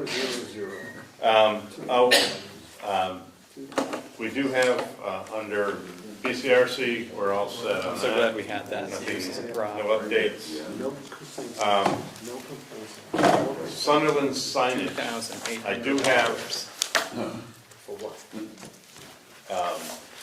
for the Welcome to Sunderland sign, I have, we had our elementary school, I don't know if everyone saw the signs that our elementary school kids made up for Welcome to Sunderland signs. I have, if the board approves, I have certificates for each of the students, for their names. Take a look if you're in agreement. That's great. And my thought was, and I will sponsor this if agreed by the board, to give each child a $10 gift certificate to the bookstore, rather than ice cream rather than something else. And there was no winner because there were too many good ones to decide a winner. So I'd say everybody wins and everybody gets a $10 gift certificate to the bookstore. I would like to make that a proposal. What do we do for the sign design then? The sign design, we have we're gonna choose, we're soliciting ideas right now. We have some submitted. I don't have them currently with me, but we're gonna we're gonna tell these students that it's based on their thoughts and ideas. We have one sign that has a little bit of a covered bridge and says, well, very basic, welcome to Sunderland, Okay. established certain time. So the idea is that we would thank the kids for their participation in helping us come up with an idea, and we're going to try to honor their suggestions by more thematically. Yeah. Ben Johnson, this is Ben Johnson's, he says, please note that a bear and tree will probably look better if professionally drawn.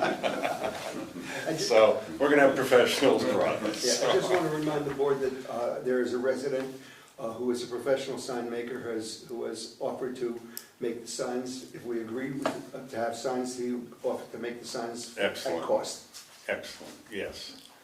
That's super. So that's all I have for this, and if the board approves, or does the board have any other ideas on what might be appropriate to give these fine artists that submitted their drawings? Is that, I think that's a great idea.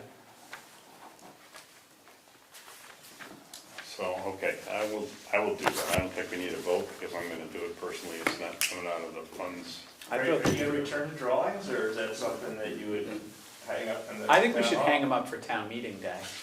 Yeah, that's a good idea. We'll hang them up for town meeting. Good idea. Yeah. Is there any way to post them on the town website or something like that? Too time consuming. I've already photographed all of them, so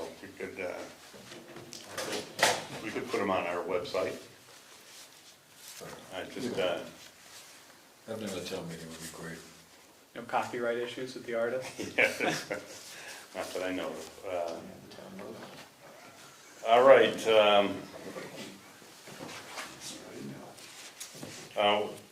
We do need to discuss what the community visit is, and if you would give a brief, very brief. Do you want to talk about the ATV winter access and Kelly? I'm putting that on hold for right now. Okay. So, at our last meeting, I mentioned that I'd had a phone conversation with one of the folks up at Vermont Council on Rural Development, who are the folks who do these community visits.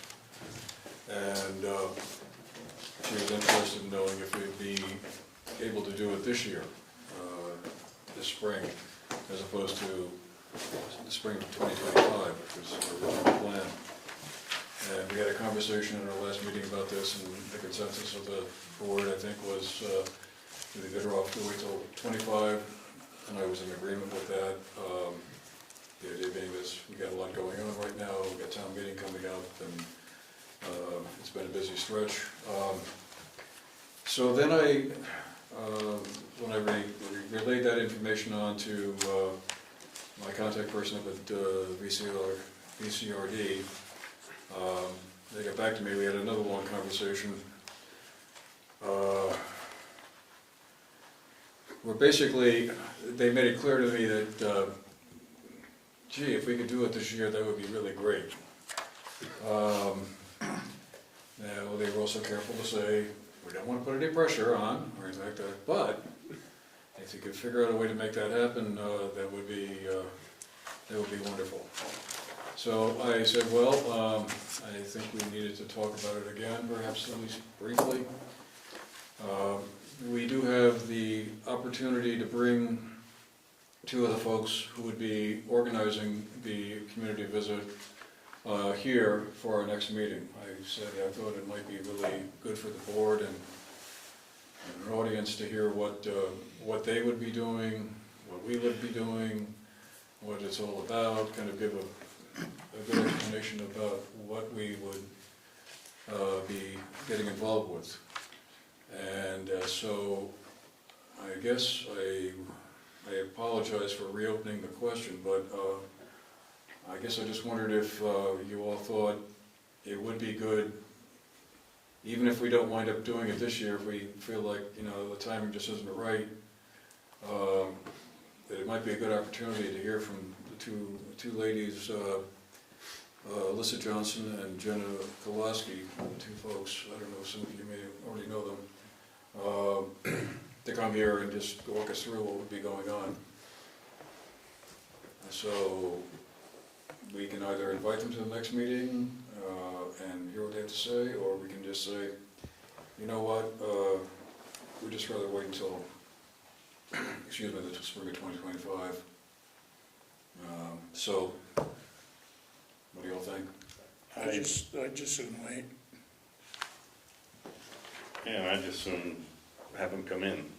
I did not have a strong objection to keeping it as scheduled. I have no,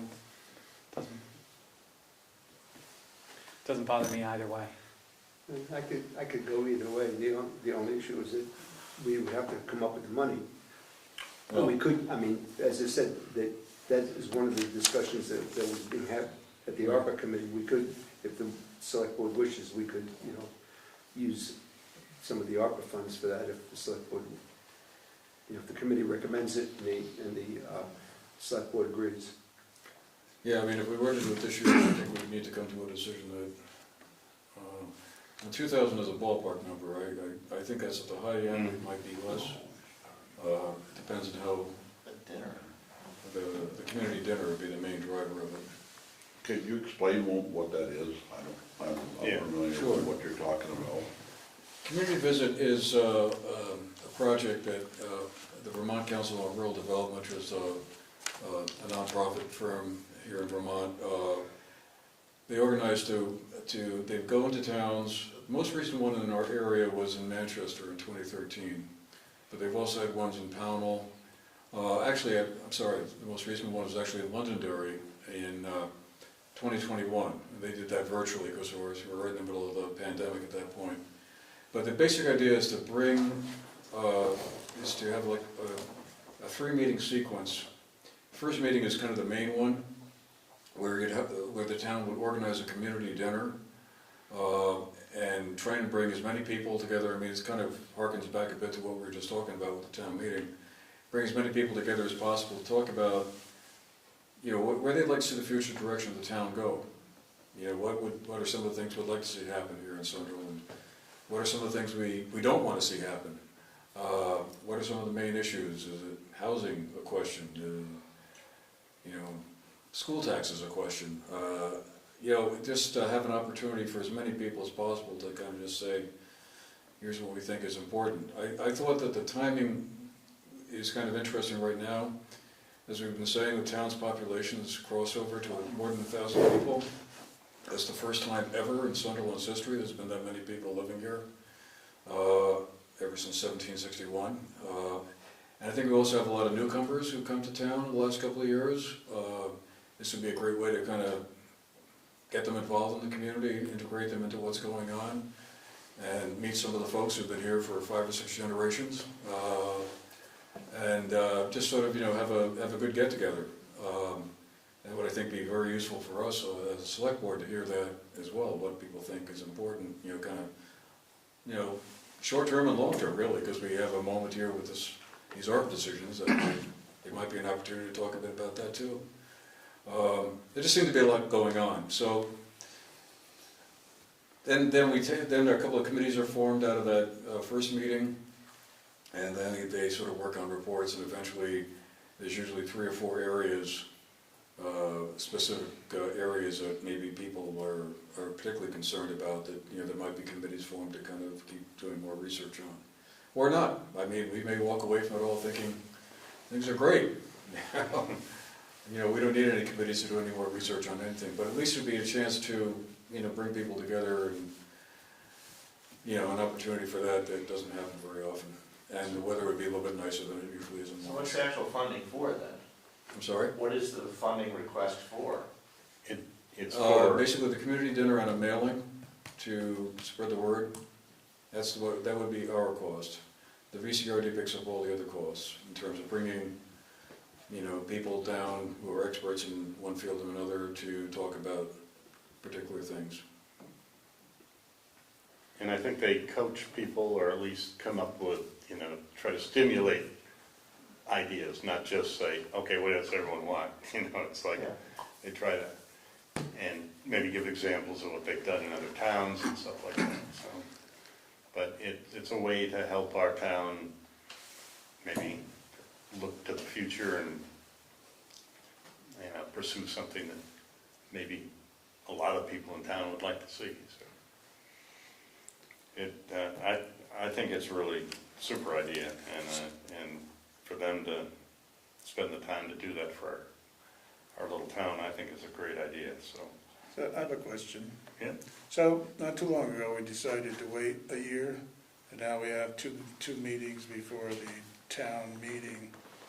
And we're still have things that we're probably not gonna cover the ATV and some other things tonight. So I think we have a lot going on to actually just invite, we have the Forest Service wants to come and talk. We have quite a few other, and we haven't, so I think maybe that should wait until after the town meeting. Or we're not even getting the ATV thing, and it's twice now.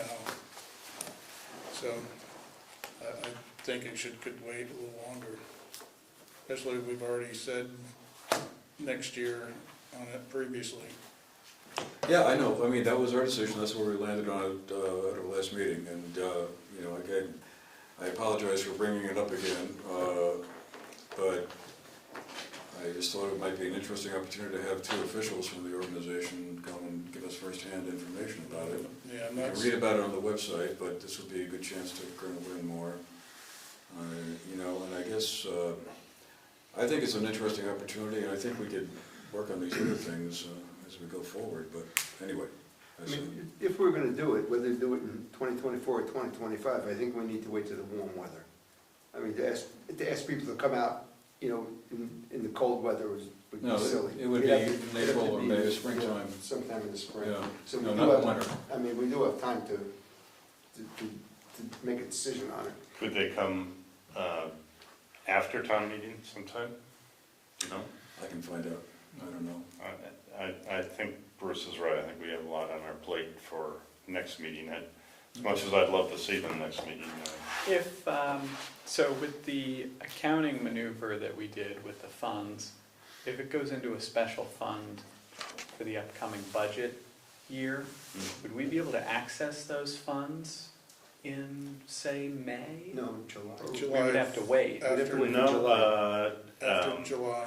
But there's still ARPA funds right now, and Right. this would qualify to be, just like we purchased the equipment for here, so it could still, so not quite as much will go in to Yeah, it this. says up to.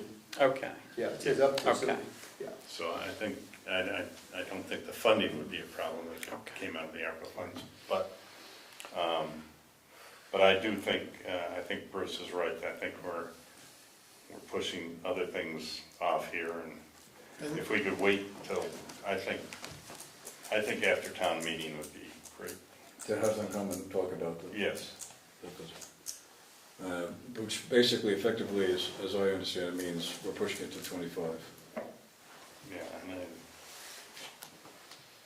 I don't know if that's, I'm just thinking right now until after the meeting, I think that having them come, I guess that could be another discussion down the road. So basically, I'm going to tell them we need to wait on them coming down till after town meeting, but we haven't made a decision yet on which year. Is that? I mean, if we, so I see what you're saying, that if we don't have them come, then we're effectively pushing it. Because Well, it would be that was reasonable. my sense of things from the last time I talked to him about it. It could certainly be revisited, and I'm not, wedded to one year or the other. It's just, I don't wanna. Everybody's town meeting's coming up, so there's a lot going on in a lot of towns, you know, with the boards.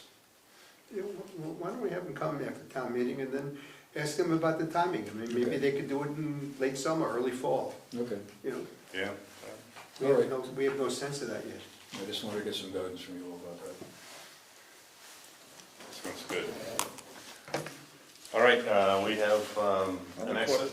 I have a question, Dixie.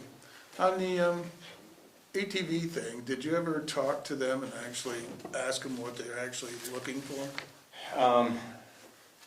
The folks that are Yes, live up on Kelly's Field? the ones that want the permission. They don't want to get arrested for using their Yeah, ATVs but going up to their place. when were they actually year-round, or? This was more winter, I think, when the roads were closed.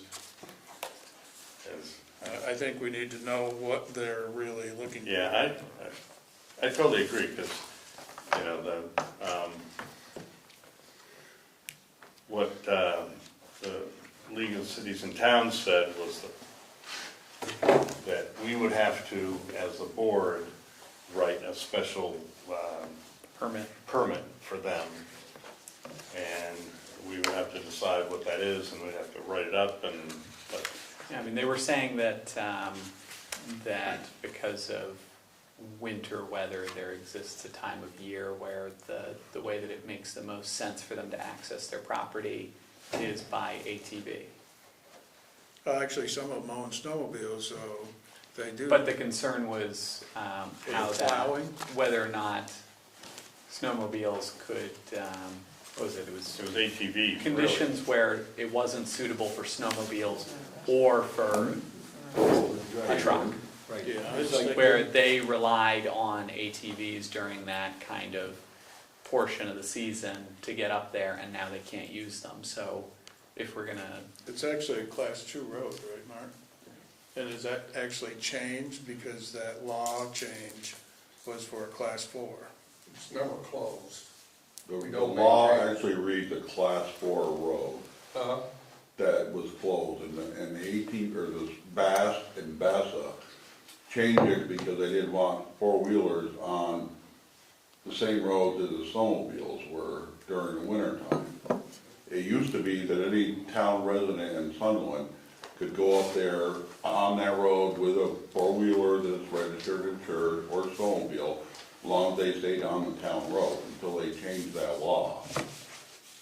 Yeah, So- but that was for a Because I class know 4. Rose tried to find, Huh?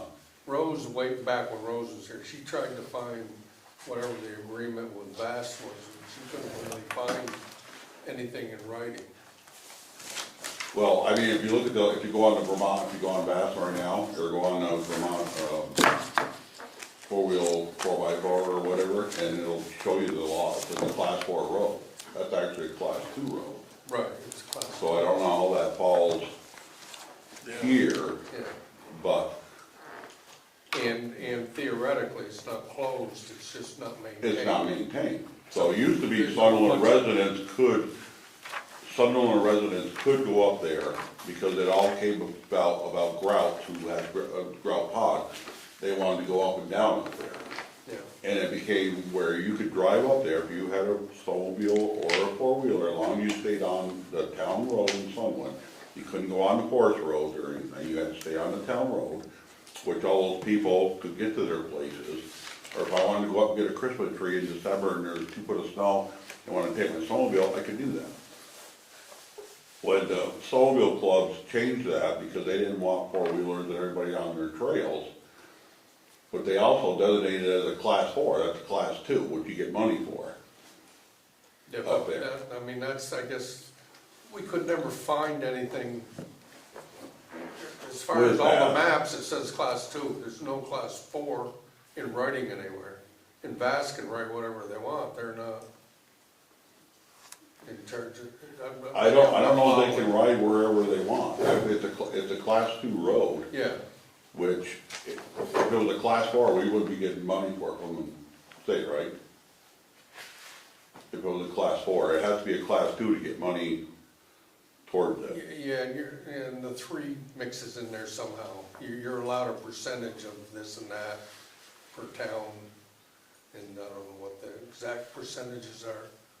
But yeah, I mean, when the game warden was here, he was, kind of said there's got a lot of lumps and bumps to get over to. It's like, well, it was where they said they gave the other people permission, but then he started bringing all his buddies with him.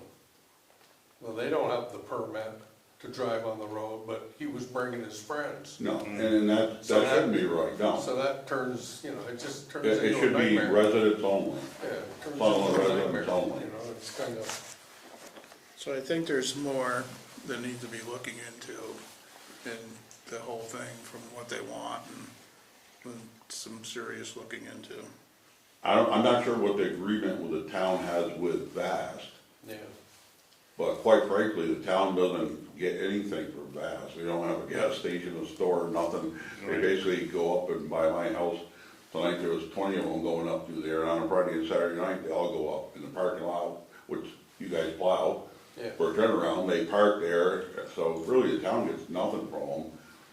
And it seems like they want to keep the residents or whomever wants to go up with wheelers and, or snowmobiles to their camps off from there because it's vast. And that's why the law was passed. You stay off of there because it's a vast trail. Well, I don't know what the town has with vast that says they can actually use it. Well, the warden said that the law was passed because of fairly widespread nuisance activity during the pandemic. He didn't mention that it was passed because of VAST. He was talking about it being in response to activity. That's a good way to put it. Yep. No, but what I'm saying, I guess my thought would be, I don't see why all residents in Sunderland, which not everybody wants to go up there, but if somebody wanted to go up there to their camp during the winter, between those months when it's closed, and you can't drive a vehicle, if they have it registered, why can't they do it? They're a Sunderland resident. If the select board come out and said, Sunderland residents can do that, if you're not a resident and the game warden stops somebody, then you're not supposed to be here. So in a prior True meeting, story. I had brought up the idea of being in favor of writing very narrow permits for people in situations like that, where, if they, writing a permit for someone who would, for them and no guest, be able to, during a specific portion of the year, ride their ATV on, and then we could define the route, more or less, for the purpose of getting to and from their camp. Sunderland Town Road, you don't leave it. That's pretty much it. Yeah. I don't think, It shouldn't be just for the people that have rentals up there, because everybody pays taxes on that road going up there. Well, So if somebody else wants, other resident wants to go up, they should be allowed also. well, I think that kind of changes the discussion, because the discussion had been around people who lived up there who were saying that they needed this for access to their properties. So if you're arguing more in favor of the people of the town should all be able to ride on this, then I think that's a very different discussion.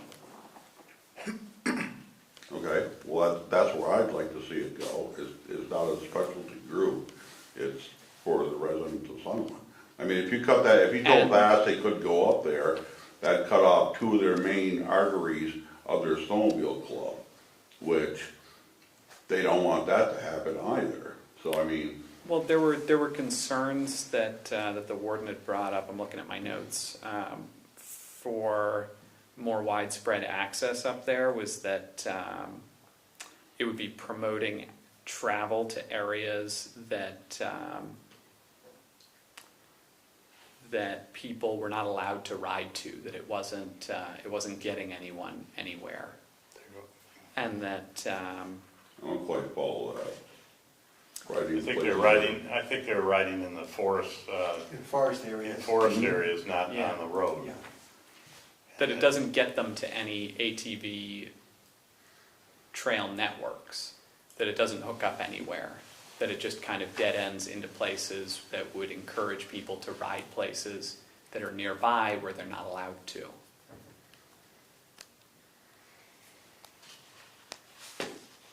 Maybe we should get those folks back here. And Yeah, I think there's more. do you have contacts with them? Yeah, I can probably get a hold of them. If you could do that, that'd be great. You- We gotta move along here. You have a request from the Forest Service woman to come. Right. I don't know if she may be able to give you some input. Yeah, that's a good idea. Yeah. So she's requesting to come to update you on some other things, so we could ask her while she's here. And she wants to come to our next meeting? I don't know if she just wants you to let her know. The way I read it was, Yeah, it was, can she be put on, I think she just says, can I be put on an Yeah, agenda? Only 15 minutes, that would be like nothing. Yeah. Yeah, so if you let her know what works for you guys, I'm sure she'll want to. Do you think she should come to the next meeting? you know, we have a, yeah, I don't know, this thing's been dragging on for a while. If you want to clarify it, we might as well get as much information as we can, as soon Yeah. as we can. I would She's say, available, that's it. if she's available. Can you, do you want to contact her, or, I'd appreciate it if you would, but. all right? I can do it. Okay, if you, maybe you can, and if you can get those folks down here too at the same time, Okay.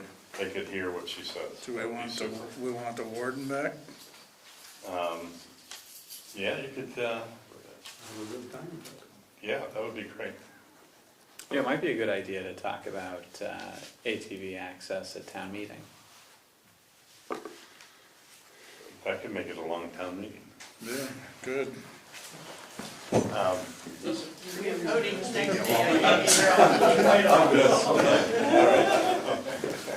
Don't Quitters. feel obligated to stay. Well, I didn't feel like we reached a resolution just Oh, into the God, next I'm steps sorry. of it. Because there was, I was just should've unsure spoken what up. my next I'm- steps were in okay. terms of what needed to I'm be done. smart. If you guys wanted a new estimate, or just, I just wanted clarification as to what the next steps were. So we want the cart, right? You could have jumped in any time. Yeah. Don't tell them that Yeah. now.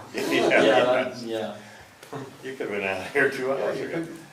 He's charging I $20 wanted to the know hour. what to do, because I Yeah. felt like we had Yeah. a discussion, but we hadn't Yeah. reached a So- next step in the process, so. So I like the camera. We like the cart. Everybody likes the cart rather than the wall mount. Sure.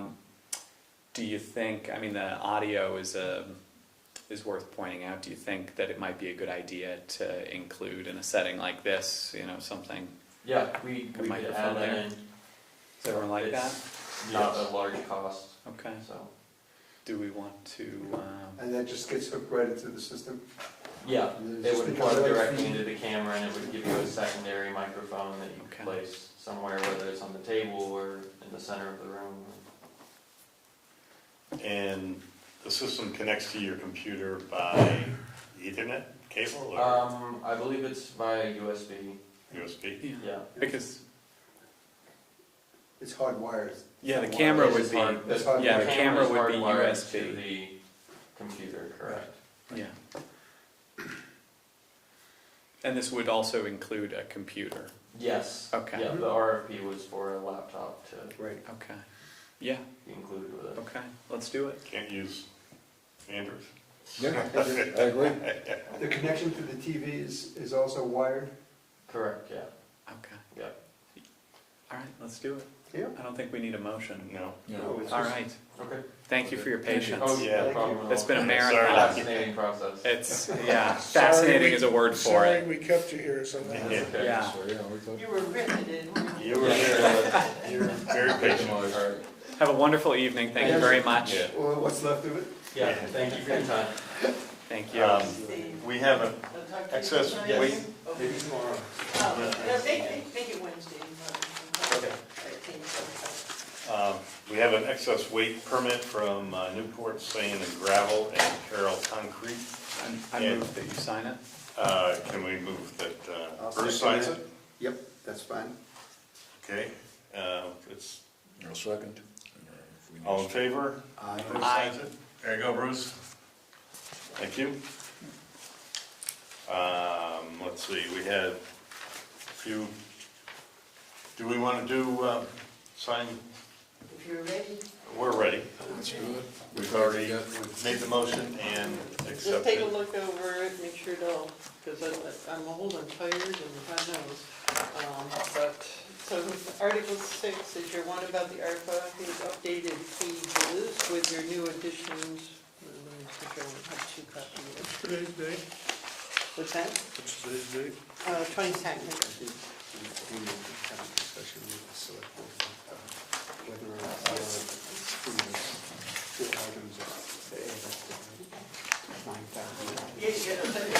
It'll get a little cold.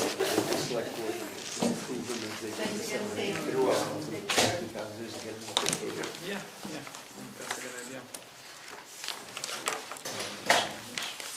If you wouldn't mind. Oh, yeah.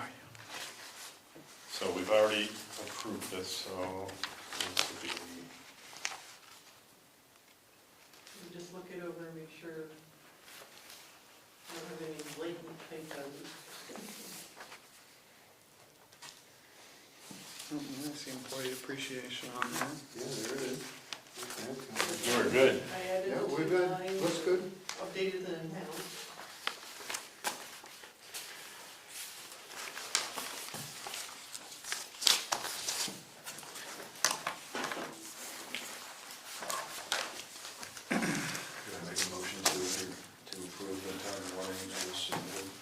Sure. Second? No. Okay, Bruce seconds. All in favor? Aye. Aye. Opposed? Great. Here, this is the one to sign, please. We do have a few letters here. One, our law firm is raising their rate from $2.25 an hour to $2.50 an hour as of April 1st. So let's get as much done before April as we can. It's a bargain. It's still a bargain. Get that over with. It's still a bargain. It's still a bargain. Let's see, there's a letter from the Vermont Land Trust saying how beautiful the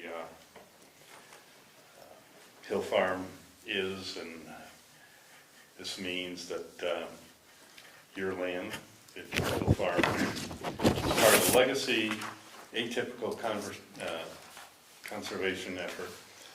Although this day and age, we would not conserve house lots, yours does have permanent and irrevocable conservation protections. That's Hill Farm. So they're just saying thank you very much and keep up the good work.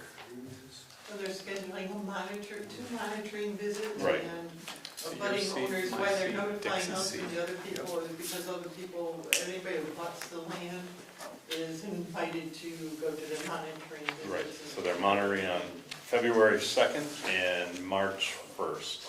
So if you see people walking around with their property down there, that's what they'll be doing.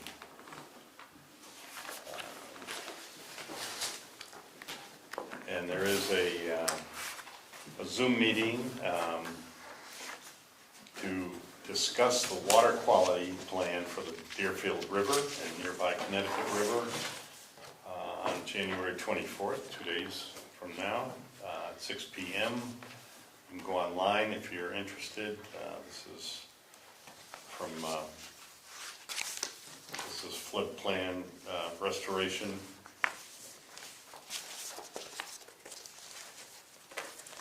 And we have a letter from Comcast saying that affordable connectivity program is a federal government program that provides eligible low-income households up to $30 per month credit towards the cost of internet and mobile services. They want to be our good friends and supply great stuff for us. So anybody that is interested, Comcast is giving folks with low income some good How do we get that information Benefits. out? From Comcast, they send flyers all the time. Okay. Yeah. All right. Let's see, we're winding down here. Yeah, we're gonna take that. So Sue, I sent you the minutes from the last ARPA meeting, from last night, and the agenda for the next one. I sent it to you by email. And- The CLA, oof. Yeah, we have a notice of the 2023 equalization study results letter. Serves as a notice of the results of the property valuation and review equalization study. Every year, we're required to certify the equalization education property value and coefficient of dispersion for each Vermont town. This letter also communicates the common level of appraisal. What is that magic number? Too high. It's 74%. That's the CLA is, the coefficient is 30%,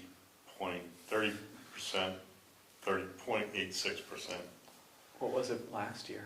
The 80 something, wasn't it? Oh, Oh, where CLA is like 81.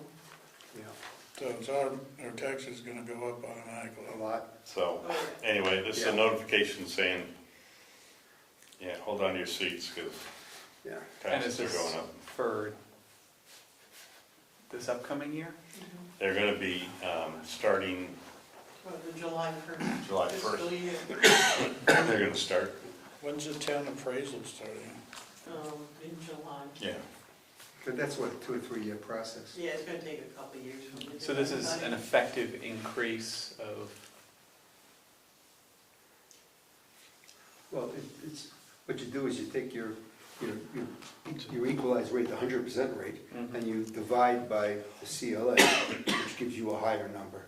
yeah. So last year we divided by 0.81, this year we'll divide by 0.74, Yeah. so that should raise your total. Yeah. There was an article in the paper about the Taconic and Green that stated that they were having rough numbers that a number of towns were gonna see 12 to 36 cents increase this year, based on mostly CLAs or You don't have to. I mean, I haven't seen any of their numbers correct, but that was what was in the paper. Well, they came up with about 13%. It makes you feel T&G good more, budget. but Winhall is That's 65%. If the state Oh, wants are to they? be at 5 or less, but. Yeah, I don't know how you come up with 13% if you're capped at 5. Well, you're supposed to be, but it didn't tell them that. This is a fairly big and complicated subject, and I'm wondering if it would be a good idea to have someone from T&G or the BRSU or somewhere come in and tell us. Have Sue come in. Sue Wilburn. Sue Wilburn. She's the one who give you the best, the absolute best description. And what's your questions for her, just how they arrived at their budget, or? Well, to explain to us how it's gonna impact our school tax rate and how it's calculated. I don't know. Well, like Marty says, it's divided into the rate. They're coming up with a rate that all the towns, like, if you look at their book from last year, they start out with Maybe we could have everybody somebody that's from a the school member at the district same come and buy rate. us dinner Then you first. divide the CLA into it, and we all end up with different amounts. We start at the same point. Yeah, end up I mean, differently. I just assume a lot of people are gonna be asking about it, and it's very confusing. Yeah, it is. It is. It's Yeah, well, I been mean- made quite a convoluted process. And now we've reached the point where everybody, all the T&G towns Are are, on the same are at now. this, they're at the Yeah, same place. It was like a several-year process Right. before everybody's incentives expired and what have you, Right. so that now everybody's at the same. Yeah, But that same changes to different once Because you of the apply the CLAs, right, CLA. right. Because if you might remember, I had that little, pre-listing of what the CLAs were in the Manchester's CLA was actually above Yeah, 100% like because they just 105 or had, something like that. Well, they they just had finished they had a reappraisal. Right, So if we had a reappraisal, it was doing better than those of us who had not. right. But they got killed. Yeah, it all comes out of the law. Yeah, when they had their reappraisal, it killed them. Because they just finished their reappraisal Right, like that's why last they're, year or that's something why like that. they're above 100%. But it always manages to, the reappraisal always manages to Experts. come out right at the same time as the bubble, the real estate bubble appears. Yeah. Somehow, that's very coincidental. So, was it the warden, Dixie, I wasn't here that time. That was Travis Puddle. He's you know Travis, right? Do you wanna, It's almost tomorrow, Andrew. Motion to adjourn. Well, next meeting will be, no, the 12th. February 12th? I had it on here. I don't know what the On my agenda. No, I've lost my agenda. Have a second? I can never I keep think- track anymore. So we Call the wanna- question. we I wanna- think it's the 12th. Is it? We have an old-fashioned calendar. We want them, It is the 12th. we wanna You're see, right. see if they can make it Yeah, the 12th. Lincoln's birthday. Yeah, it's the second Monday.